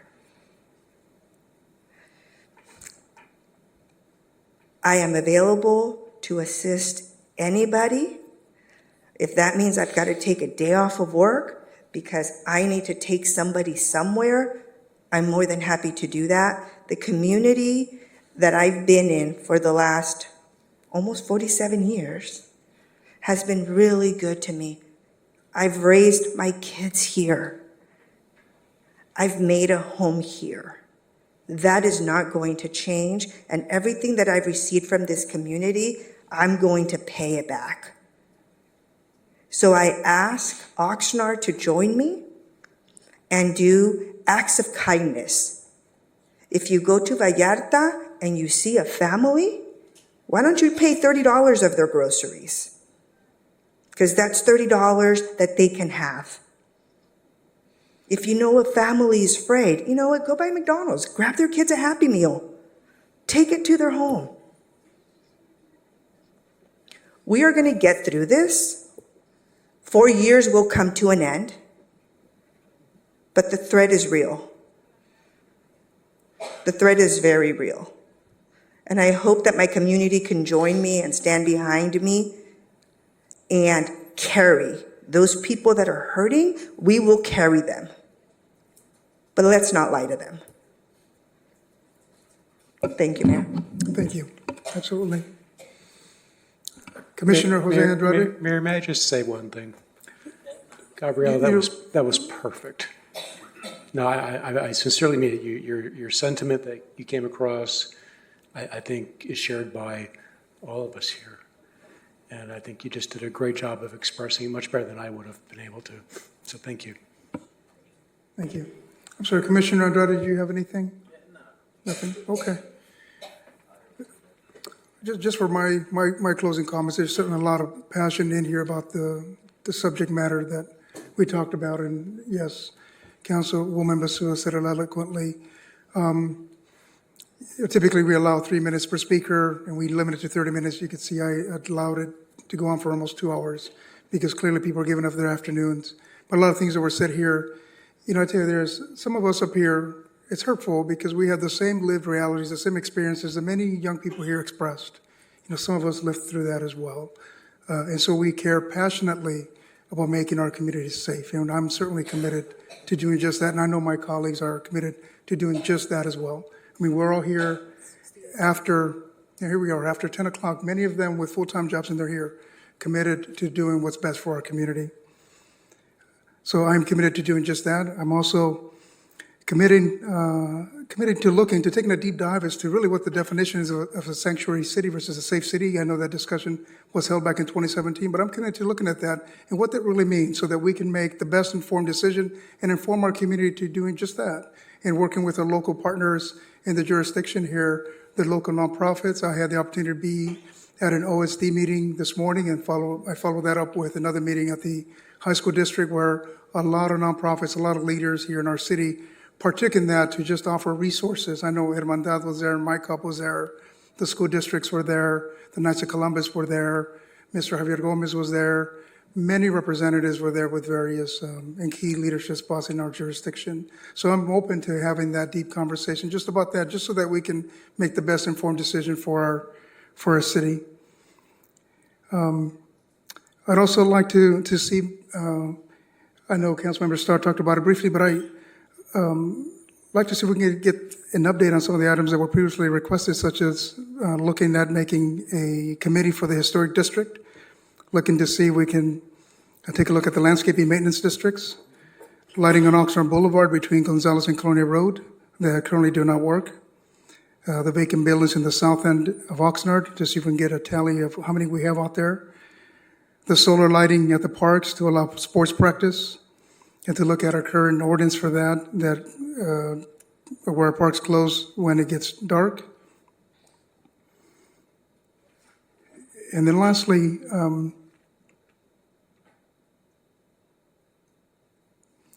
is the signage on Oxnard Boulevard coming into our city. We can take a look at that, and I can certainly go out there and drive around, take some photos, and work with staff, because I think the gateways into our city are the first thing people see, and we need to work on making our community a beautiful, historic, and also a cultural destination.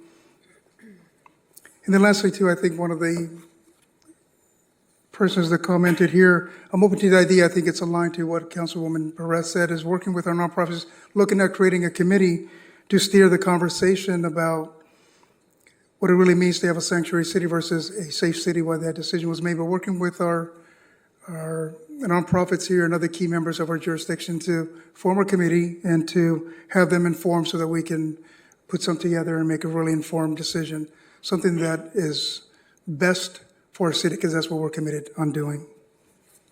And that's all I have for this item, unless anybody else has anything else to add.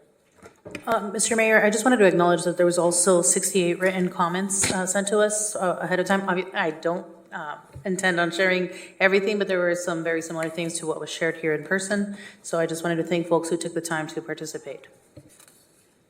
And Mr. Mayor, if I can just report back briefly. So we have transcribed the meetings and the requests. We have a list. We're going to have to work on prioritizing it, and it's going to trickle back here. It's not all going to come back at once, because we're still running the day-to-day business of the city. So it'll all get back here. I just have to figure out the timing of it all. And there are some others too. So we have them all, not just the ones you mentioned. Thank you. Thank you, City Manager. Councilman Pearl, did you have a comment? No, okay. Okay, if there are no further comments or announcements or anything to report, we will move to the next on the agenda. It's the review of the information consent agenda. The members of the legislative body will consider whether to remove information consent agenda items for discussion later during this meeting. Do any council members have any consent items they wish to discuss? Councilmember Starr? Let's see, number 2, number 4, number 5, and 7.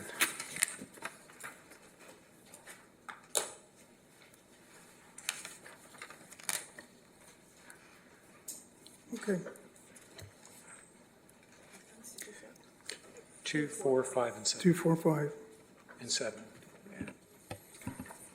And Mayor, I just want to say something really quick on 3. They don't need to pull it. Okay. Are we okay with approving the minutes for, this is item 1, minutes of the Oxnard City Council and Oxnard Housing Authority? The recommendation is that the City Council approve the regular meeting minutes of Oxnard City Council for January 7, 2025.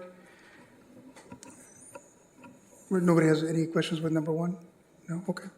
Then we'll go to item number 2. It's the Housing Department Second Amendment to the Agreement 9880-23-HO with EJP Consulting Group LLC for HUD Choice Neighborhood Planning Grant Consulting Services. And I know I see Ms. Brenda here.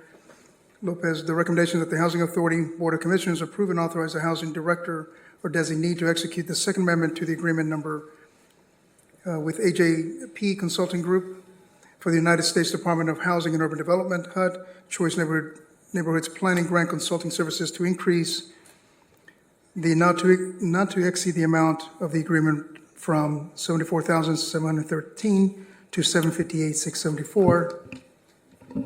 Extend the expiration date from September 1st, 2024 to March 31st, 2027. Councilmember Stowe, what were your questions or what clarifications do you have for Ms. Lopez? Thank you. I guess my first question is it your expectation that all of these community meetings and the report that's generated will be completed by the end of March 2027, or will there be other work beyond that?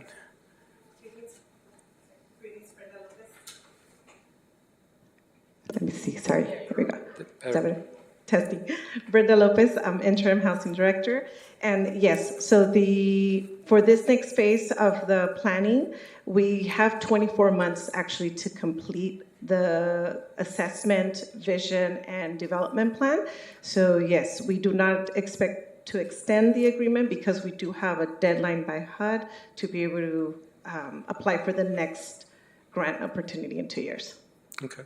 So does that mean that there's no additional expenditures beyond this next tranche of $684K that will be required after this phase is completed? Correct. Not for this one. The goal is to get it all the way to be prepared to submit an application for the implementation grant, which is the $50 million opportunity. Okay. And it looks like to me that HUD makes, I think, no fewer than 20 of these choice neighborhood planning grants per year based on the dollar figures that they're putting out. Do we have any understanding as far as other cities that have gone through this process and what the outcomes were? Was it, I'm always kind of cynical about consultants coming up with big reports, and often it doesn't materialize to anything. So has there been any experiences with other cities where this is amounted to something? Yes, we actually visited with HECLA, the LA Housing Authority. They have the Jordan Downs project. And yes, they obviously are a larger organization, but they did a phenomenal transformation plan. So we actually did a site visit with them. Great. I would love to see whatever report you have on that, or if you want to brief me at some point, that'd be great. I will. They give us some material we can share. Thank you. Mr. Mayor, if I could also just point out, as a clear reminder, given the context of tonight's broader conversation, this is a federal program. So there's no guarantee that the follow-through, the follow-up, or the funding would be there a year from now, 2 years. We just don't know.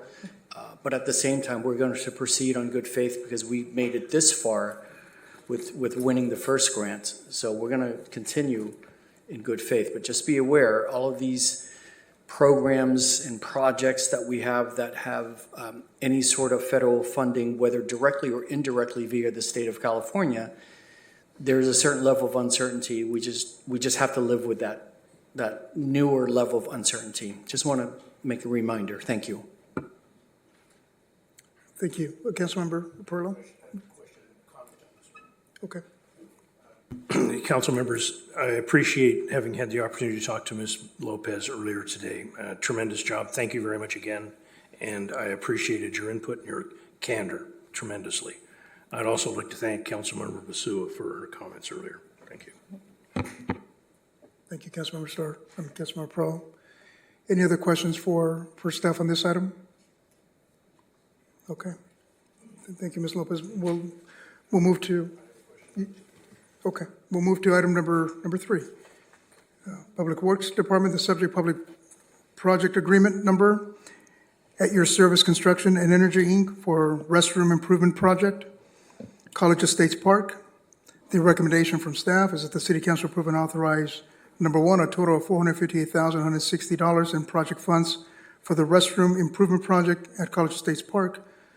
Number 2, that the mayor execute an agreement with At Your Service Construction and Energy, Inc. in the amount of $381,800 and a project contingency amount of $38,180 or 10% for a total not to exceed contract value of $419,980 for the project. And number 3, a project allocation amount of $38,180 or 10% for engineering, inspection, survey, and project management for the project. This item did not originate in committee, as this is a capital improvement project specifically listed in the city's capital improvement program budget, which was previously approved by City Council. For the councils, I support this, but I would also like to make one comment specifically. We recently, in the staff report, it addresses there was a fire at this park in the past. That's one of the reasons we're doing this. But just this week, we had another fire at Beck Park. There was a fire years ago at Thompson Park. Ladies and gentlemen, these are things that take place in our community, very confident that they're being done by residents in our community. If you see something, call a cop. Call a cop. That's all. I appreciate the trying to make healthier, safer, nicer bathrooms, but we have a certain segment of the population that wants to destroy it. And I do want to acknowledge this item. This is within my district. It's been a long time coming.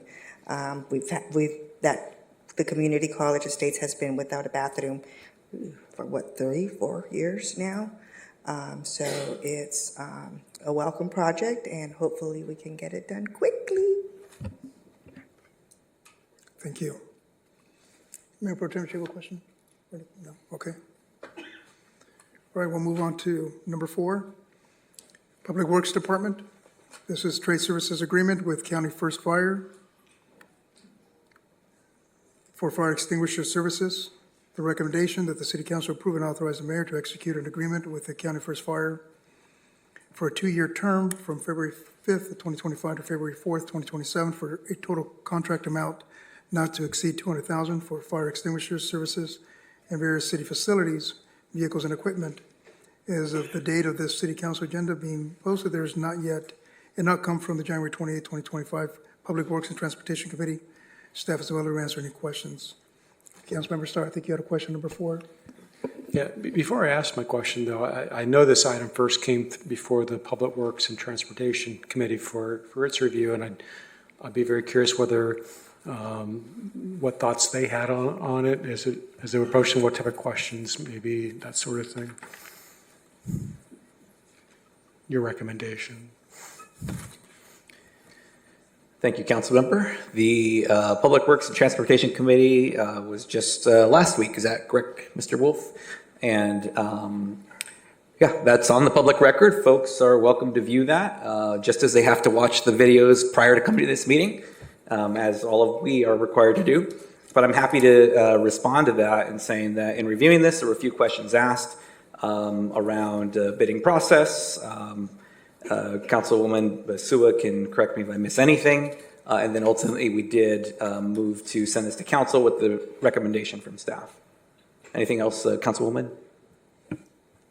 No, I mean, I think that was pretty much it. There was Yes, absolutely. Mayor and Mayor Pro Tem, Councilmembers Michael Wolf, Director of Public Works. There was a conversation about what type of equipment was that's being part of this. There was a conversation about, are we talking about sprinklers? Are we talking about fire extinguishers? So there was a conversation about what kind of services this was provided, because there was a second item on the committee, which is another item on tonight's council agenda, which is a little different services. So there was conversations about the types of services that were being provided and where those services are, how many extinguishers may we have, and our facilities manager came up and spoke about those types of services. Sure, and I see he's here tonight as well. Thank you for staying past 10 o'clock. Just one thing that does come to mind is I believe the question was asked about why we don't do this in-house and how many extinguishers we're talking here just as far as scale goes across the city and any fire extinguisher that's in a public facility. So if we can just maybe revisit that real quickly. Right, so what was discussed at the committee was about that in terms of the specialty types of certifications that are required to do these inspections, the licenses that are required in order to do these types of inspections, the volume of the volume of extinguishers that we have across the facilities, whether they're in city facilities like the one here or potentially in vehicles, city vehicles, and the fact that we don't have folks on staff that have these certifications that are sitting around waiting for these kinds of assignments to be done. So these are services that have been outsourced in the past and were solicited for this specific purpose. Great, thank you. I hope that helps. Almost a reenactment of the Public Works Committee meeting. So thank you. So one thing I'd like some clarification on is that it looks like the request for bid was directly shared with 2 potential vendors. Were these 2 in addition to the incumbent vendor, or was it 1 plus the incumbent in that case? I do not know. Okay, and I would from my experience, I would love to find out who the person was or who the company was that didn't bid, and I would love to contact them and just find out, hey, what would it take to get you to bid next time? I just want to get a better feel for how can we get more bidders, and I'm happy to, do some legwork and just talk to some folks and see if there's a way we can get more potential bidders. So we actually did reach out to the other vendor that we submitted it to, and we have not received a response of why they did not bid. Okay, all right, thank you. And that's all I've got for that. And Mr. Starr, if I may give just a little bit of feedback. That's great that you might want to do that, but let's say you do reach out and they're the winning bidders, and then you're going to get accused of favoritism and blah, blah, blah. So I think we better just leave that up to staff to do all that. I appreciate the sentiment, but I want to talk to the people that didn't bid, and hopefully I can figure out how I can help the city have more bidders. Thank you. Any other question for Mr. Wolf? Okay, I think there were some questions on item 5, and that's the Public Works Department also with Mr. Wolf. This involves public project agreement 325-00337 with Lank Kills Fire Protection Inc. for maintenance, inspection, and on-call for minor repairs for fire suppression systems.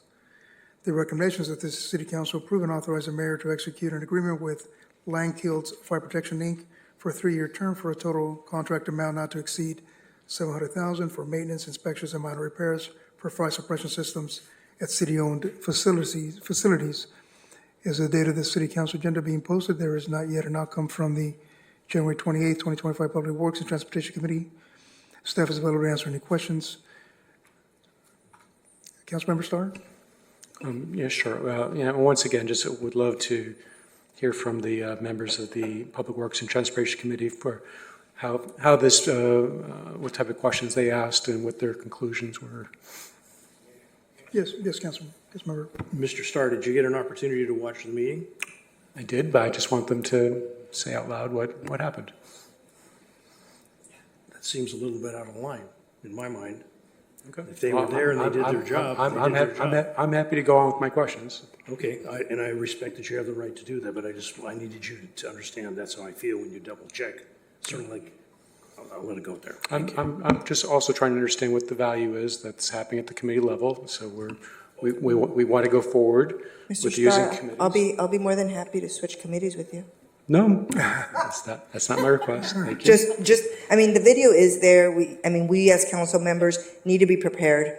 We need to see this. And if you have additional questions that the committee didn't ask, by all means, but for you to ask us to reenact, I think that's just, at this point, a waste of our time. I'll just ask my questions.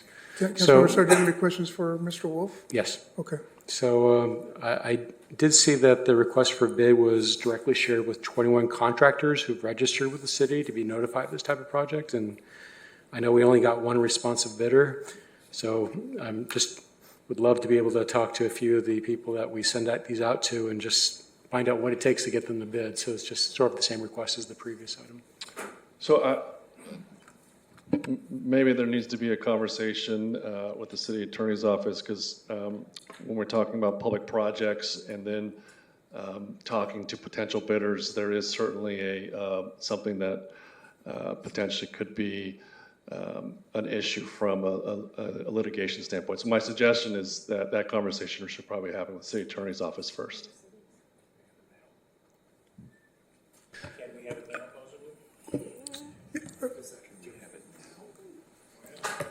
Well, maybe we can have, yeah, go ahead and I'll chime in. Go ahead. Well, I'll just keep it brief because it is a complicated area of the law. There's an anti-collusion declaration in the Labor Code and the Public Contract Code. There's very strict laws. If you have outside conversations with them, you probably have to recuse yourself from voting on the contract. You would at least have to announce any type of discussion that you've had with them prior to the business. It's something I recommend that you be very careful wading into. You could also prevent these people from bidding on things in the city. They could be in an area called debarment. So I don't suggest you do that. The purchasing agent does reach out. We do reach out and say, why don't you bid? What's going on? Is there anything that we can fix? And what I can say is this is a common issue in Ventura County. It's not just Oxnard specific. Ventura, Camarillo, Simi, Moore Park, Ojai, they all have similar issues. We're in this isolated little area in between two larger centers, so we just don't get the bids that an LA gets or Santa Barbara, San Luis Obispo. So the work goes out. And we have a handful of local contractors that a lot of your out-of-towners, they just can't beat them. So we do get a lot of repeat players there. But we are cognizant. We try to cast a wide net. We do reach out, and these things are posted online as well. So there's a multitude of ways that we send these bids out. But in this case, Yeah, I think Councilmember Pearl had a Yes, question. before the city attorney, can you please explain the term debarment and what the jeopardy is on that? It means that we put the contractor at risk of not being able to bid on things that the city issues. Why? Because there's been some untoward activity or an allegation of it. And Basically an there's findings. allegation, doesn't mean there's anything proven. No, Just and somebody, it- a competitor would challenge it. It is a complicated area of the law, and it does put federal funding at risk. So we got to be careful for our federally funded projects, not just public projects. Thank you. regular projects. Thanks. so just so I'm clear, I'm not talking about talking to vendors before the bidding happens and the contract is awarded.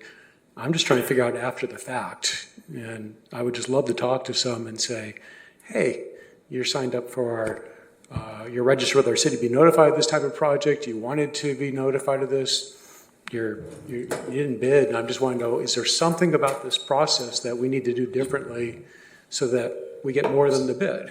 You're the deciding body. That's an ex parte conversation with the bidder. I really strongly caution you on that. What I suggest is that you have a meeting with the purchasing agent and myself, and we can go through this information with you. This is something that staff does, and there's a proper way to do it, because you are the determiner of the outcome of these bids and the awarding body. So when it's you guys talking to them, there's ex parte issues, there's fairness issues, there's transparency issues. So I strongly caution against that, but we can discuss later. All right, We have that information for you. Okay, we'll talk about it offline. I appreciate that clarification, City Attorney. Thank you. Mr. Mayor, let me also chime in because I want to provide a different contextual reality check for everybody. So two things. Number one, businesses make their decisions to bid or not bid for many reasons, many reasons. In my experience at city halls, there's no business that does a good job that can make money that doesn't want to bid. But they have a lot of reasons. It's a whole range of reasons. So keep that in mind.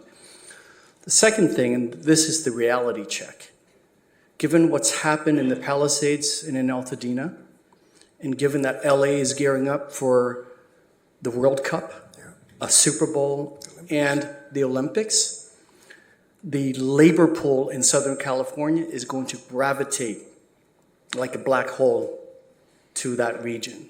So don't be surprised if we actually see fewer bids in the coming years as LA recovers and prepares for those global sports events. Thank you. Thank you for providing that context.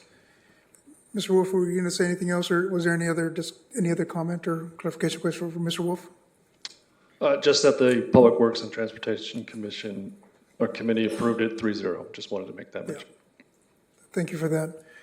If there's no more discussion on any of these items, Madam Clerk, are there any? Number 7. Oh, you did. I apologize, Mr. Starr. I didn't circle number 7. Okay, we'll go to number 7. This is from Public Works also. The subject multiple agreements for on-call professional engineering services for water, wastewater, and recycled water systems. The recommendation that the City Council approve and authorize the mayor to execute the following agreements, each with an initial term of 1 year from February 5th, 2025 to February 4th, 2026, with an option for 4 consecutive 1-year period extensions ending February 4th, 2030, for on-call professional engineering services for water, wastewater, and recycled water systems. And he lists 1 through 10. And as of this date of the City Council agenda being posted, there is not yet an outcome from the January 28th, 2025 Public Works and Transportation Committee. Staff is available to answer any questions. And we have Mr. Wolf here to provide any questions any council member may have. Councilmember Starr? So actually, I wanted to take this opportunity to compliment you. I really appreciate the report shows both the not to exceed amounts of the current agreements and what was spent to date. I like the fact that we gave potential vendors 5 weeks to submit proposals and that we received multiple proposals. I think the timing helped. And that's really all I wanted to say about this. You did great work on that. Thank you. Thank you. Madam Clerk, are there any public speakers on any of the agenda items? Mayor, we have no speakers virtually or in person for these items. Thank you. If there are no additional speakers, what is the pleasure of City Council for the city items on the information consent agenda? Oh, I apologize. Councilmember Perello had a question on number 8 or wanted some clarification. And this is from the Finance Department.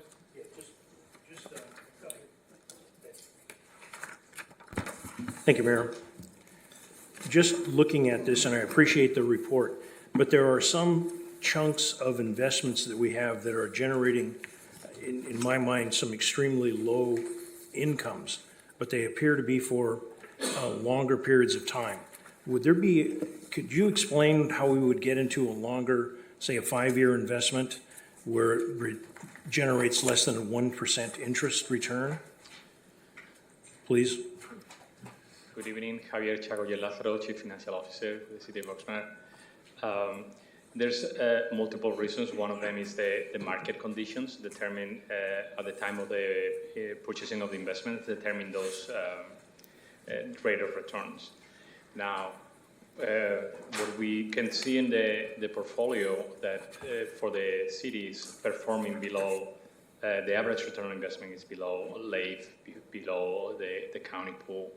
And what we can see doing some analysis in the portfolio is that back in 2021, there were certain roughly $160 million of the portfolio were invested for 5 years. And that set of the portfolio is the one that is providing a return of less than 1%.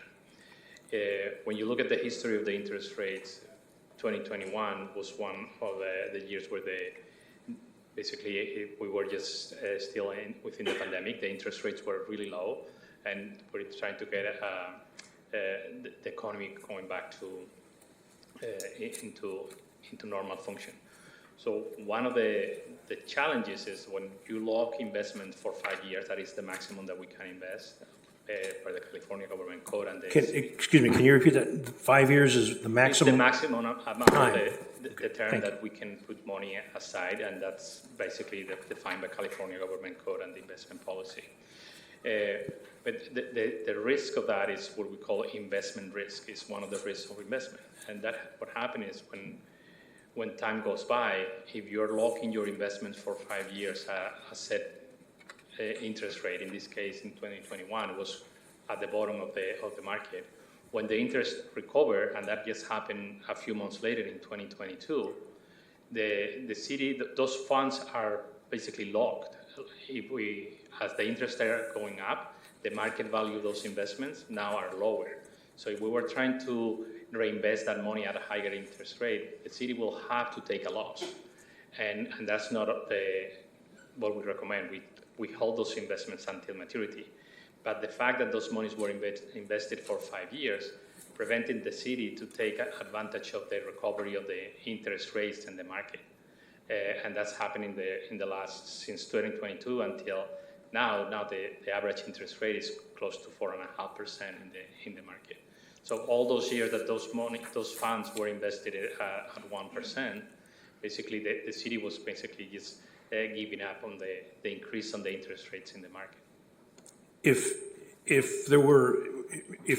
this situation came up again and we had, say, the same scenario, $160 million to invest, and it was around 1% that we could get at 5 years, would you suggest doing that again? When none of us can look in a crystal ball and know what's going on, but because it sounds like losing the opportunity to invest the money during that 5 year period, unless we take a negative a hit collecting the money so we can reinvest it. We will have to take into consideration different factors, but I will probably be more inclined to have a shorter tenure on the investment to allow for more flexibility and the opportunity to, when interest rates are eventually going to go up, to take the opportunity to take those the upside of the market when those interest rates are going to change. Okay, thank you very much. And the reason I asked, Mayor, is as it was explained, and I thank you very much for the explanation. The opportunity to potentially make 4% of the money versus 1%, and the opportunity lost is a big thing, because the city of Oxnard could do with that income a lot of things. Thank you. Thank you, Mayor. Absolutely, thank you. That's all I have. For that robust question. So I assume that if we're buying a bond, let's say, and it's 1% yield, that when interest rates go to up or 3 or 4%, of course, the bond price has to drop to account for that, because people can buy a bond for 4% now in the market at par. Why would they pay a par for one that only earns 1% at that point? So we have some market risk depending on what happens to interest rates. It's kind of an inverse relationship. That's correct. Thank you. Madam Clerk, just confirming there is no speakers on any of the agenda items? That is correct, Mayor. Okay. Given that, what is the pleasure of City Council for the city items on the information consent agenda? I'll move the recommended action. I will second. If there no further discussion, I call for the vote. Councilmember Perallo, Yes. Councilwoman Basua, Aye. Mayor MacArthur, Yes. Councilwoman Perez, Yes. Councilwoman Rodriguez, Aye. Councilman Starr, Yes. Mayor Pro Tem Teran, Yes. and the motion carries 7-0. Thank you. Now, regarding the Oxnard Housing Authority business on the information consent agenda, what is the pleasure of the Housing Authority Board of Commissioners? I'll move the recommended action. I'll second. Okay, we have a first and a second. Commissioner Andrade, Commissioner Basua, Chair MacArthur, Yes. Commissioner Perallo, Commissioner Perez, Yes. Commissioner Rodriguez, Aye. Commissioner Starr, Yes. Vice Chair Teran. Yes. The motion carries 8-0. Thank you. Thank you. Thanks for everyone's patience here. There being no further business on the agenda, and without objection, we are adjourned. Thank you.